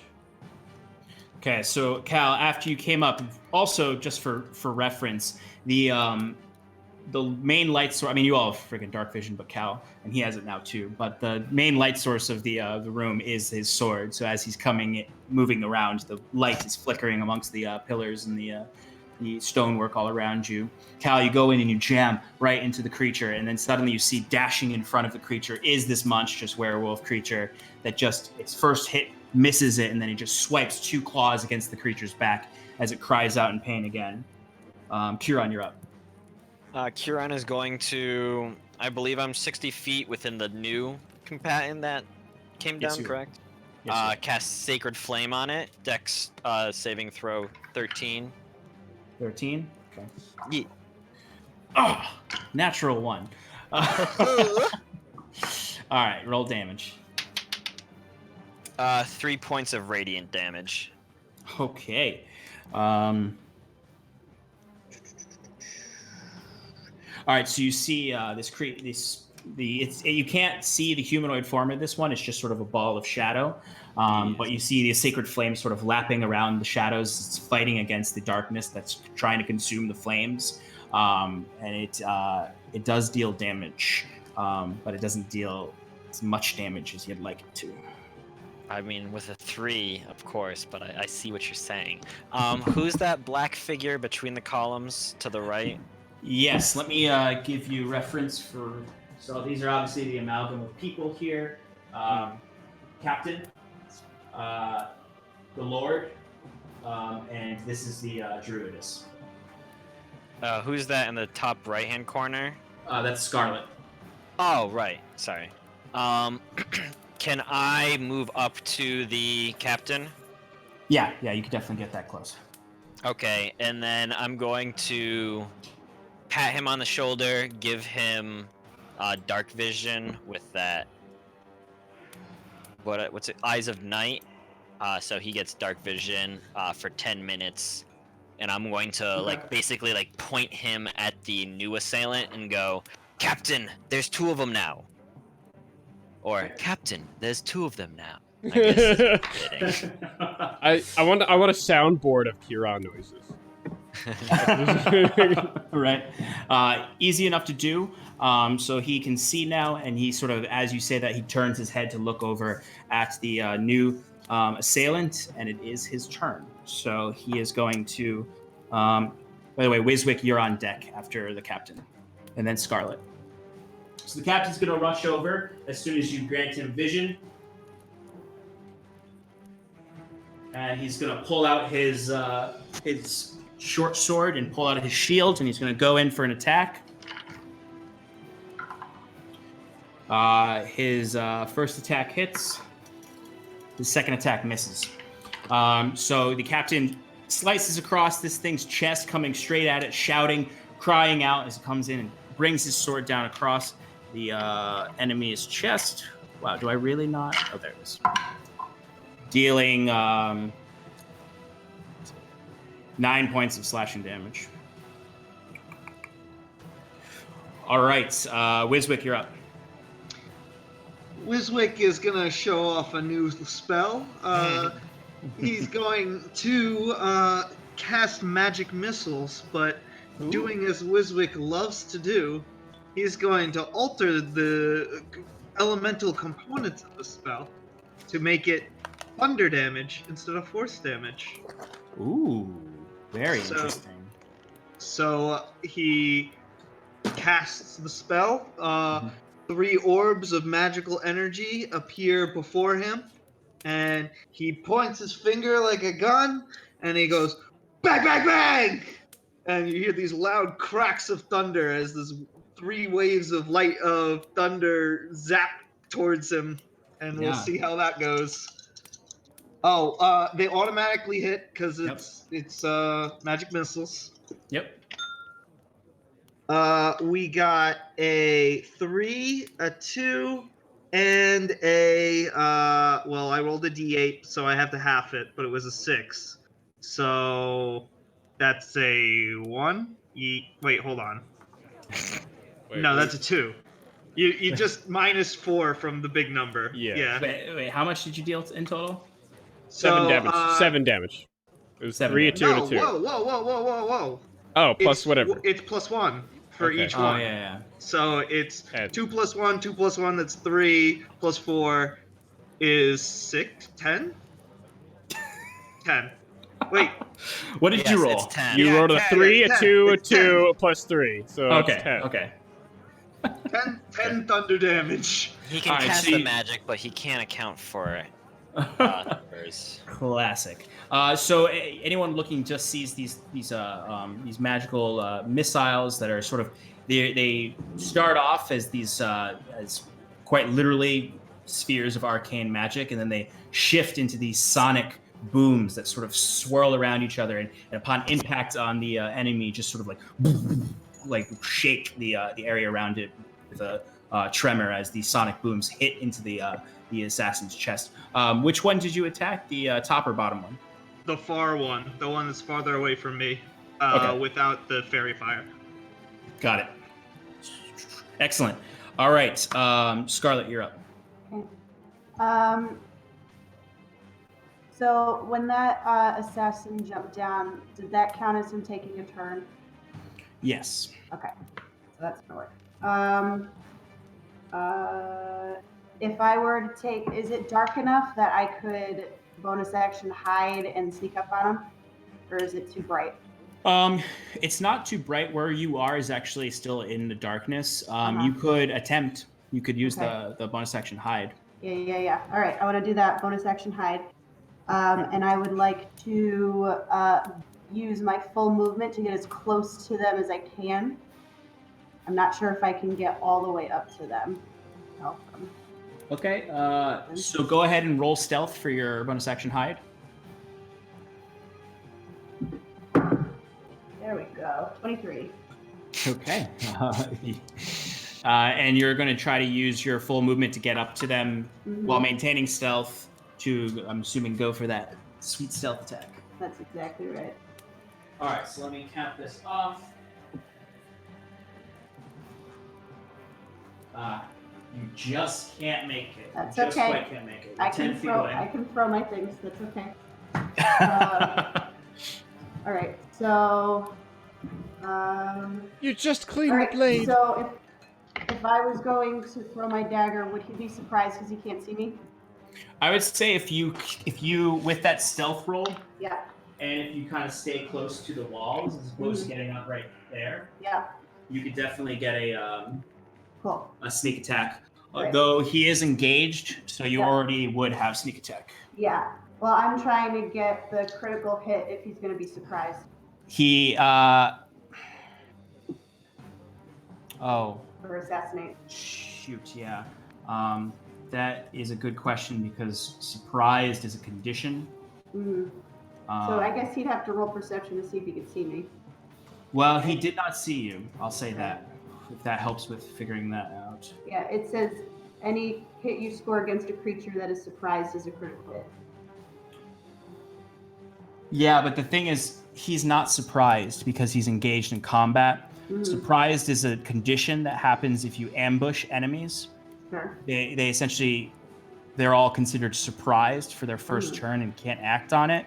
Okay. He is not surprised right now. He does not have the surprise condition. All right. Well, then I'm just gonna throw my dagger at him. All right, roll to attack. All right. 25. 25. That definitely hits. Go ahead and roll damage with that sneak attack. All right. 4 plus 4 is 8 piercing damage plus another 8. So 16 points of piercing damage. Holy shit. Got him. All right. This guy is looking rough. He took a slash across the chest, or this shadowy shape took a slash across the chest from the captain. Took sonic booms to the chest, and then just got a dagger right in the middle of his back, sunk deep. Is there anything else you'd like to do? That is all I can do. All right, so it is the assassin's turn. All right, so the assassin that Cal and Timber are attacking is going to go for 2 attacks against Timber. What's your AC, Timber? 16. Okay, first one misses. Second one misses as well. You dexterous and wise monk, you. So you see kind of the outline of a dagger coming out as it sort of like goes for 2 swipes against you. Sort of like you just narrowly misses you as they swipe across your body, and the creature is just sort of, and then you see the outline of its head seems to look around the room before it attempts to leave your space. So both you and Cal can both get attacks of opportunity against it. I would love to do that. So go ahead and roll attack for those. That's a 17 for me. And a 16 for me. Both hit. Huzzah! That is what they call 6 damage. It's only a 7 for me. Okay. 7, you said? I did. So it still manages. It doesn't die, but it like when you swing, you stab forward with the Moon Touch sword, and you sort of catch it right on its calf or its thigh, and just a big gash. Timber, you get a good claw swipe into its back. But I'm actually, Sean. Yeah. If I can, I'm gonna add a spirit unless out. it's dying. Is it dying? It's dying. Do it. All right, I'm just gonna add a superiority die and do disarming strike again. Okay. For an additional 9 damage. Okay. So when you go to attack with opportunity, this creature is sort of looking haphazardly around and then just sort of goes and rushes forward. Timber first gets a slash across its back, and it trips and falls to one knee as you get a stab into its thigh to keep it down. And then you pull out your sword, you twist it around its arm to kind of catch its dagger hand. Dagger goes flying out, and then you slide the sword across its chest, killing it. As it collapses, the shadow dissipates, and you see a fully clothed in black, similar to the assassins you encountered in Angus's house, on the ground, just dead. It looks to be a woman. The next assassin is going to go for 2 attacks on the captain.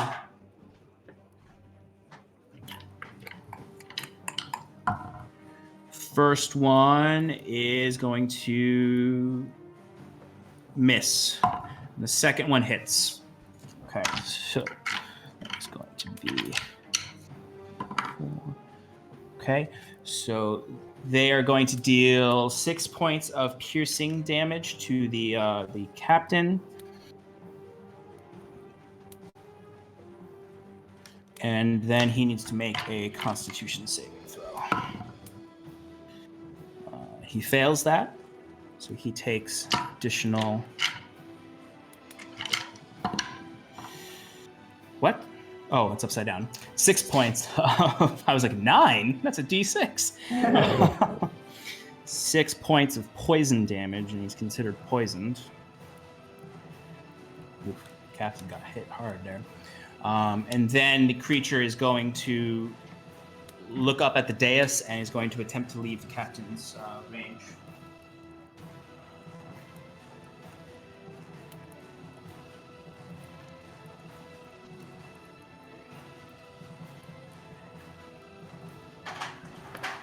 Captain will get an attack of opportunity. Oh, he actually hits. So that actually might not have happened. An assassin that doesn't get disengaged as a bonus action? Who is this guy? What does he think he could do? Well, I just want the I glory can for make this myself. No, they actually all use their bonus actions for dash. They're trying to get somewhere. Maybe it's to the only other character model on there. So I didn't do anything wrong when it comes to playing roguish characters. I just forgot about that aspect. The creature does make it out of the captain's range, although it's staggered as it sort of crawls forward. The shadows sort of dissipating around it a little bit as it gets up to the druidess. It's at that point that you hear more shrieking from the people on the other side of the room as the person who was killed earlier starts to rise from the dead. Goddamn fungus zombies always fungusing around my goddamn fungus-free zone. Oh wait, no. Yeah. He's good. No. It's not good at all. Those poor people. And it's immediately going to make a swipe for the first person it sees.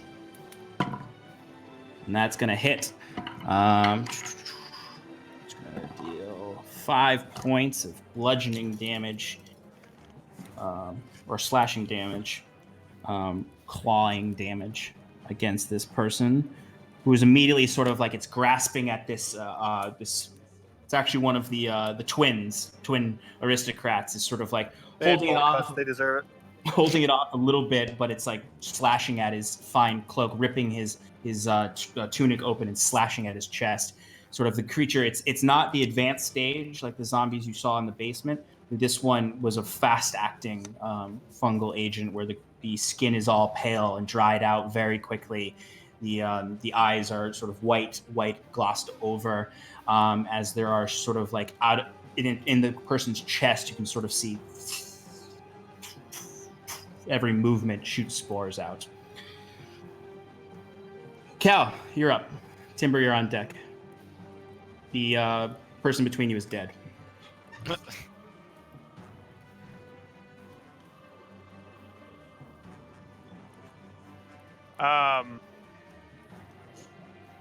Save the So- people.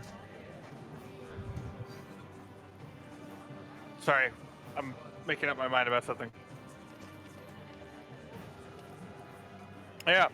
So Cal's gonna drop to his knees and try to put the blood of the person he just killed back in like shock. All right. So Cal drops down to his knees, sort of panicking, seeing the shadowy assassin leaping up towards there, and seeing behind him, hearing and everyone screaming. He's just sort of. I'm only looking at the person I just killed. Yeah. Okay. I see. Yeah. Yeah. So you see, Timber. I guess you're the one who would really see this, and maybe Wiswick.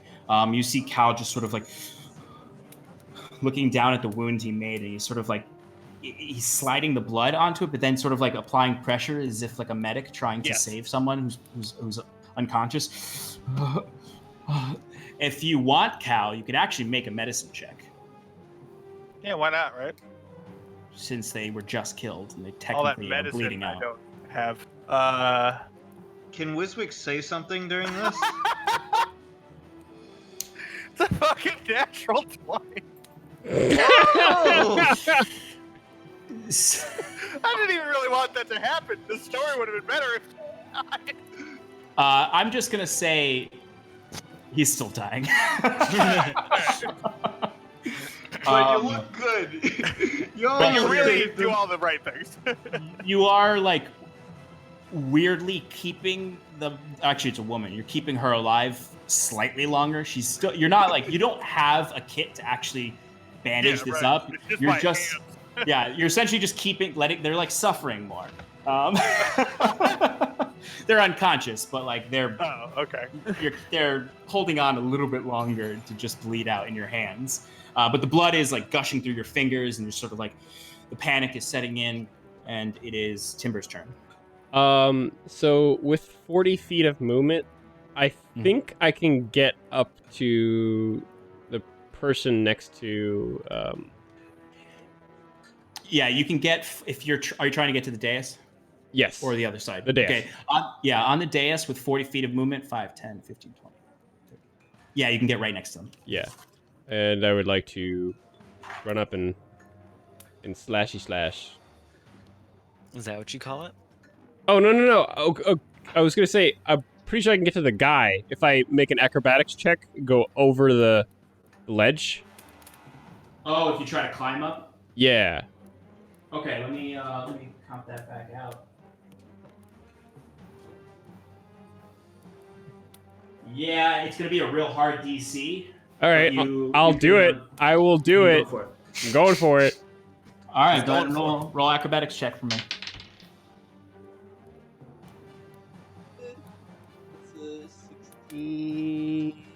21? I'm proficient, right? I'm proficient. Yes, I am. 21. Yes. Damn.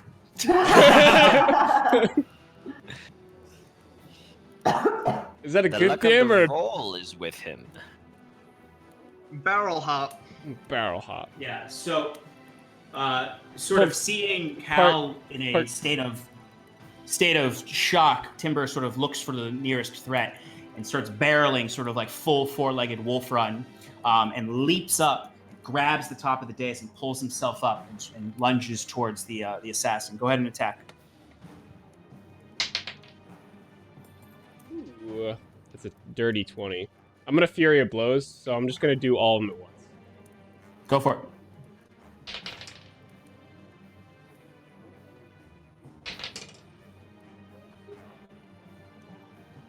16? 16 damage. Oh no! 16. I rolled all of them at once, so I got. 16 hits. I got a dirty 20, a 1, and a 16. So. It's 2 hits. Yeah. What do you mean the 1 doesn't hit? 4. And that's a 1. Sorry. That's 11 damage. As you get up and you growl and then quick dog burp in their face before killing them. How do you want to kill them? In mid run, pulling myself off the dais, go back into that full, four-legged wolf run, and then pounce on him and just slash. With my second slash, going for the signature trachea move. Oh yeah, you got bloodying up that clean fur you got. Yeah, well, my paws were dirty anyway. I walked around outside, so that's true. Yeah, so you easily enough, you sort of lunge forward, leap up onto the dais, sort of approach slowly, and then just go in and just rip that trachea out. The blood splatters everywhere, all over your perfectly gray fur, and also onto the the druidess herself, as she's sort of at shock at sort of this all happening really fast. Like the creature came up, you darted up, took him down right before you could get to her. All right. Anything else? I can't do anything else. I don't think. Okay. I exhausted everything. Curon, you're up, and then Wiswick, you're up. Curon, seeing that Wyla is safe, shouts to her, "Don't worry, he's with us!" And then turns his attention on the mushroom zombie, the fungus zombie. Can I hit it with Sacred Flame from here? Or is that person in the way? No, you could. Alright, so I will cast Sacred Flame. They need to make a dex saving throw, 13. 13? Yes. Okay, so that's a natural 3, so they do not make it. Cool. Is that radiant or plus fire 10 damage? dex modifier? Yeah, those fungus zombies. They're the most dexterous of all the zombies. I always thought so. They move so fast, they leave shadow clones behind. 7 radiant damage. Ooh, hot damn. All right, so you see these people are panicking. It's holding on to this man who's already ripped holes in his chest. And you just see sort of the flames erupt on it. The man's like, this bright, like white flame is burning all around the creature. It's still alive, though. It's just barely alive. It's just like, and it's still clawing at this guy. All right, I'd like to move closer to it by going to the south of, or the bottom of those center hearths. Yeah. Move 30 feet as close as I can. And then I will actually cast, where'd it go? Healing Word. Yeah, there it is. Healing Word at first level on the wounded man. Okay, go ahead and, very nice. Roll healing. Come on, save the man. 2, 3, 5 points of healing damage. That's exactly how much damage the zombie did. So, man's back up to full health as these flaming zombie is still clawing at him, but his wounds have closed. And he's too panicked to realize he's been healed. He's still freaking out. Understandably. Wiswick, you're up. And Scarlet, you're on deck. Okay, how far away is that zombie?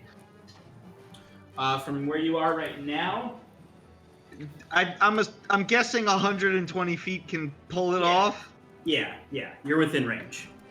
How about the guy next to Timber? He's He's dead. I just forgot to take him off. Okay, cool.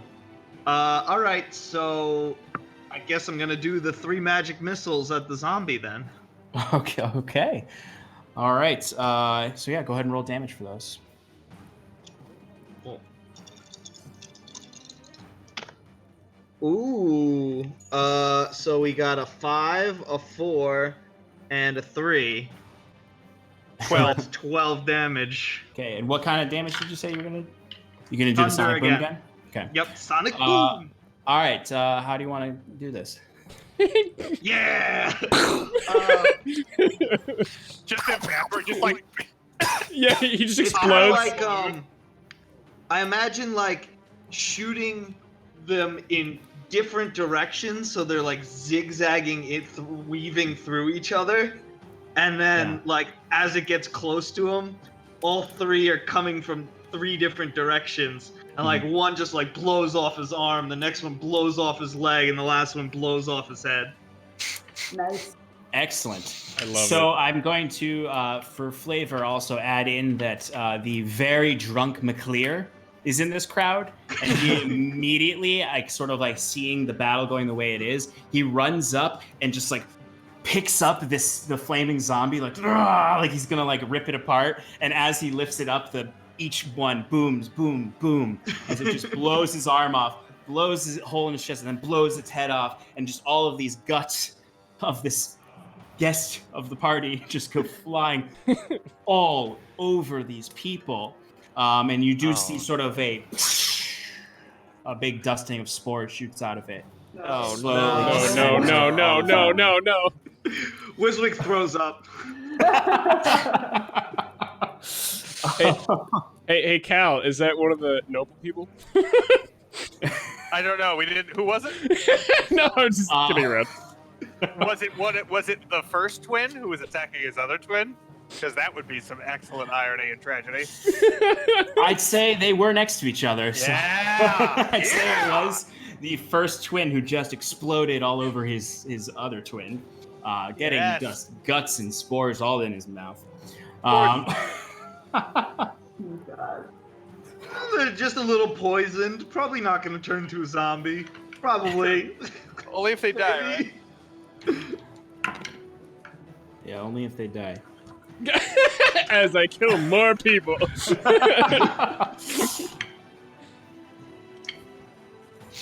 that person failed. If only cause fear worked on zombies. Okay, so that's 2d6. That's count as cocked.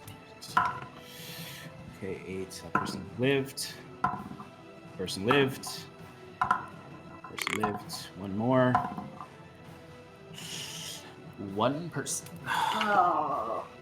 So you see the spores. The people are covered in. McClear is got such a high constitution. He aced his I did a. He is Constitution, but you do see kind of like panicked from his wounds. Or no, not him. It's one of the. It's the actually, with her weakened immune system, with how drunk she is. The woman in the violet dress inhales like a very large portion of the spores. It's not Brigitte. Brigitte is alive, and seeing Becklear get into the fray, she's also wants a piece of these zombies. As the woman in the violet, very fancy dress sort of falls to her knees and starts vomiting, and then she turns to blood before her skin starts to shrivel and shrink. Her eyes glaze over, and out of like cracks in her face, shoot out these little mushrooms as she is turned into a zombie. This all happens in 6 seconds. Yeah. Yeah, I was It's gonna 6 say, seconds. is my turn over? Can I tell everyone to run away? So she must have vomited Her entire her organs. organs in 4 seconds. Yeah, I Whereas- guess Then again, I vomited, so I probably can't yell. That's why I was like, because it's like. no, it's pretty intense. Yeah. I mean, I'll say for this, Jesus. I'll say actually for the sake of like sort of it not being a monstrous just hose of organs and blood. What you see is all the people sort of, some of them are sort of coughing and sort of ill looking, but she's the only one right now.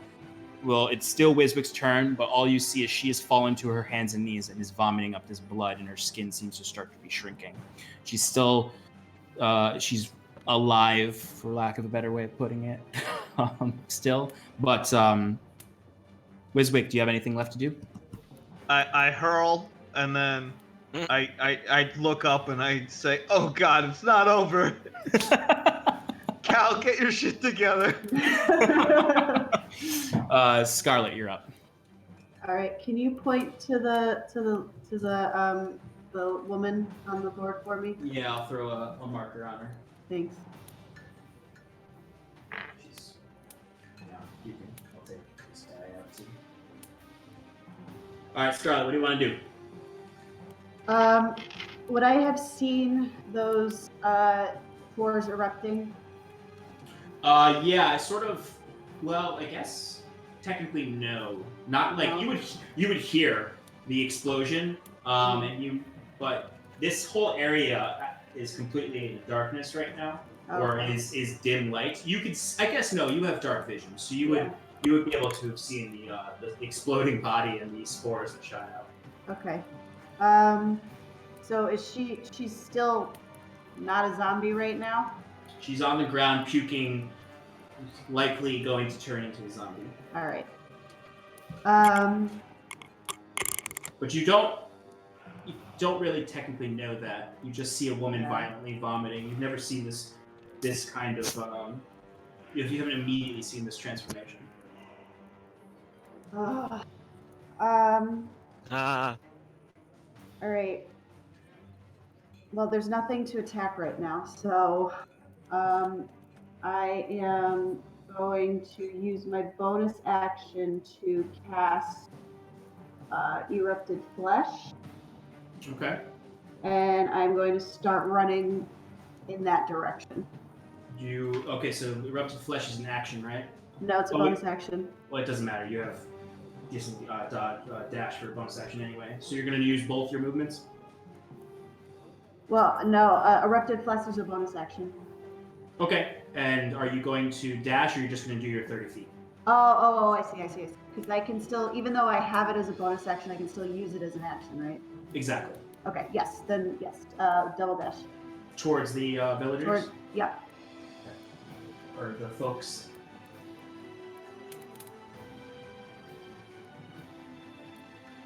Alright, so you can actually get right up amongst them. Cool. And sort of immediately provide dim light in the area coming off of the crackling flesh that you have. As these people are watching their friend vomit all over the ground as a magma woman shows up behind them, erupted in flesh. It is now the zombie's turn. So right as you get up there, Scarlet, you see the woman, the vomit stops, and you just see the drips coming off of her mouth as she's breathing heavily, and then suddenly the breathing turns to as she starts, and she stands up, and it's a grotesque image. It's just a trail of blood all down this very nice violet gown. These white, cloudy eyes, the hair, the bee's hive before, just all a mess and covered in caked blood. And she just sort of like, and she immediately lunges for the first person in front of her to attack them.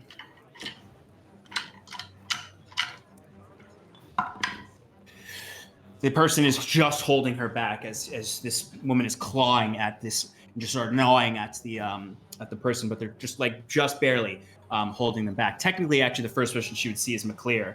So McClear is just sort of like keeping her at bay as she's just sort of like keeps pushing her back as she keeps running forward to get him. He's just like kicking her and pushing her back, but she's relentless. Cal, you're up. All right, let's find out if I'm okay. I'm not. I am not. I rolled a natural 1, which means I am still in shock trying to get this person to not die. Absolutely. So Cal, you're just sort of at this point, it's like that moment where someone's like just like not even doing anything productive. You're just sort of like pushing down on the wound as blood sort of curdles up out of it around your hands and pours out. Think like that scene in Saving Private Ryan where they're trying to revive the guy and they're all just pushing their hands and the blood is pooling off of him. Yeah. It's pretty much all that's happening with this woman as you just are sort of absent. Like your mind is staring just blank down as you're.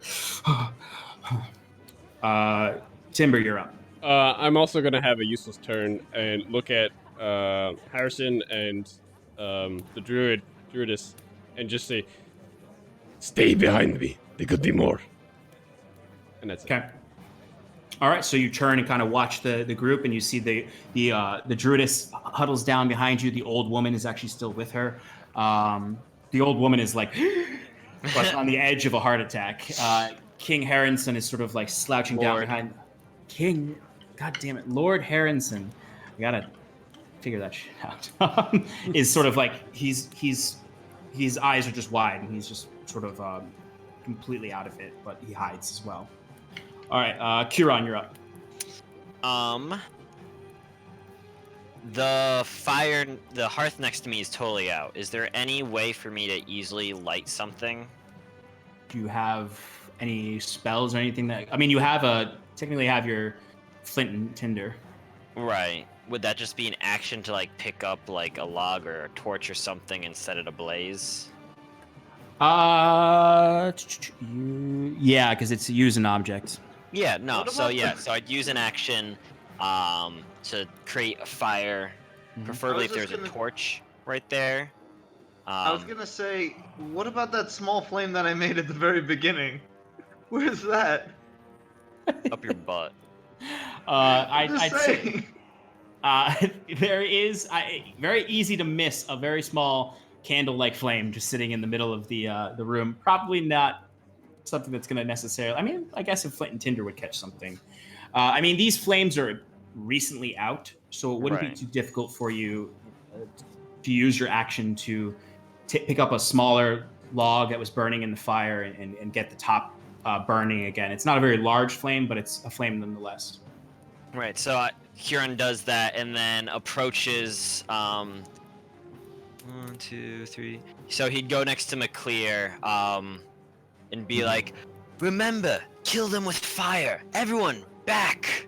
And then hand McClear the lit log because there's no way Kieran's gonna do anything with it. Okay, so you see, as you say that, McClear is just sort of like holding back the woman, and he grabs the log out of your hands and is getting ready to attack her on his turn. Yes. But he looks at you as soon as he catches that, and he looks over your shoulder to Wiswick, and he just says, "I'm a fucking cowboy."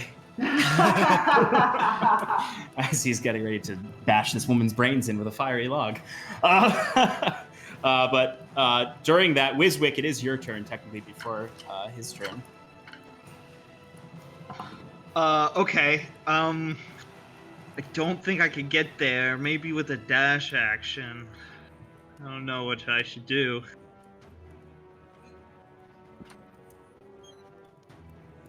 I think I'm gonna take a 5-foot step and get near Cal. Okay. And I'm gonna try and shake him out of whatever he's in right now. I basically just grab his arm and start pulling on him. I'd say, "Cal, this isn't the time. She's gone. You've got to move on. There's other people that need our help." As you say this, Cal he's still just lost in this. You're pulling on his arm, but his entire weight is sort of just being pushed forward as he's just. Cal now has advantage on his next roll. Cal does have advantage on his next. wisdom saving. Yeah. Making up. I know. That's the joke. Yeah. Fair. Cal will remember this. Yeah. I'm gonna take the rest of my movement, which is 20 feet, and I'm gonna try and get closer to the zombie. 20 feet. Yeah. You could go either way. It doesn't matter to me. Sean should just get like a swivel to her office chair so we can wheel around the table instead of having it stand up. Yeah. I really need to get like a different setup going on because it would be great if I did just have the battle mat over here and I just turned around. Could Yeah, you like dude. lean over your You gotta thing? get an L desk like this over here, like L desk. Yeah, you're right. I really do. The problem is that I have a monitor right here in front of me that you're all on, so it makes it hard to lean over. And I cripple myself by making these very large battlefields. But all right. They look so good. All right, so it is McClear's turn. All right, it's McClear. Ugh. Oh, right, McClear. No, not McClear. Oh no. He has advantage though, right? Because of all the other people around him. Clear. Cha cha cha. Yeah, Clear. Cha cha cha. well, Kieran went up to him, so I'm going to say he does have advantage because Kieran went up there. And it's a good thing he did, because that is a natural 20. Yes. What a maverick! Yeah, With an improvised weapon. Do a describe how you kill him for us. Yo, stick that flaming log in her mouth and then fucking curb stop her. Jesus Christ. Oh man, he dealt so much damage. So he dealt 8 points of fire damage and then 4 points of bludgeoning. Definitely enough to kill this thing. So you see McClear. He's holding this woman back. There's just this mess of blood, the dried out husky skin. It's just her thin arms are just reaching out to try to grab at his face and grab at his beard and try to pull him in for a bite. And he just holding back. Like, I'm a fucking cowboy. And then he just beating her head and bash. You hear the splintering of her softened flesh as spores shoot out everywhere out of her corpse. And then he just sort of, in the last moment, just sort of shoves her face sort of like her jaw comes loose, and he shoves the flaming end of the torch into her mouth and down her throat, and just, and she collapses down to the ground. Kieran recalls and recoils in horror. As her blood is covering McClear, there's spores all over him. I'll do a No. Oh no. No. Not him. Clear fails his save. He takes 7 points of poison damage. Thank goodness he's a hardy man, and he does not die from this poison. Although he just sort of, and like this sort of like drunken warrior's rage, he's just sort of. On a steel horse he rides. As he just like sort of grabs onto someone, he's like, "Oh, I'm fucking okay. I'm okay." As our combat comes to an end with the disgusting destruction of 2 fungal zombie corpses and the death of 2 assassins, and it's all quiet in the hall, save for the sounds of the heavy panted breathing of the people trying to figure out what's going on. It's all quiet except for the panic.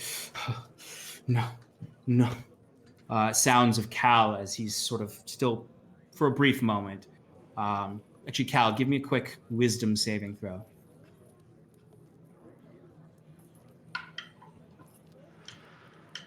Oh, that's actually a 19.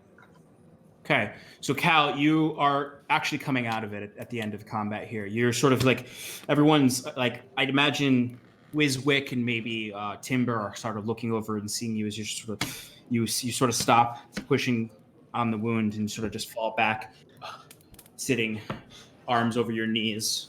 I'd like to memorize her face. Mm-hmm. Yep. So you pull down the mask, and what you see is what appears to be a young, gaunt woman's face. She appears to have some elvish features, probably half elvish, much like the Gerudus. So very thin, long face, very pointed, extended out nose, almost pixie-like, but not not cartoonish. 3 scars across her lips. And when her eyes are open still at this point, and you see they're a very vibrant violet. As you sit back, very like Captain America at the end of Infinity War. Sure. Yeah, I'll take that comparison. Yes, just visual reference. No, I'm Captain America. Well, you're Captain America. No, I'm Captain America. But it's all quiet On the Western Front? on the Western Front. You're all recovering from the fight. And that's where we're... Oh, wait. One thing you hear before we end tonight is clamors in the distance. The sounds of metal meeting metal. Some grunting and Wilhelm screams in the distance, coming from what seems to be the basement. And that's where we're going to end tonight. In the dark hall with sounds of battle in the basement. Thank you, everyone who stuck with us through that. I know it's another a little bit later night, but not too late. Got some nice epic battle in, some more fungus zombies. And we'll pick up next week in the aftermath of this battle as the clamoring happens in the basement, as the feast went sour. Thank you for joining us at Advantage in Paradise. Hopefully you'll join us again next week. Please let your friends know. This episode should be up at some point. If not, you can watch it on our Twitch stream, on our video on demand there. It's a great episode for someone to jump into if they're not caught up, just because it's kind of a nice end of something that happened before, beginning of something new. It's a great episode to catch up on. Tell your friends about it. Thanks for joining us, and have a lovely night. Episode 4 will be up on YouTube shortly. That's my fault. Sorry. Bye. Good night.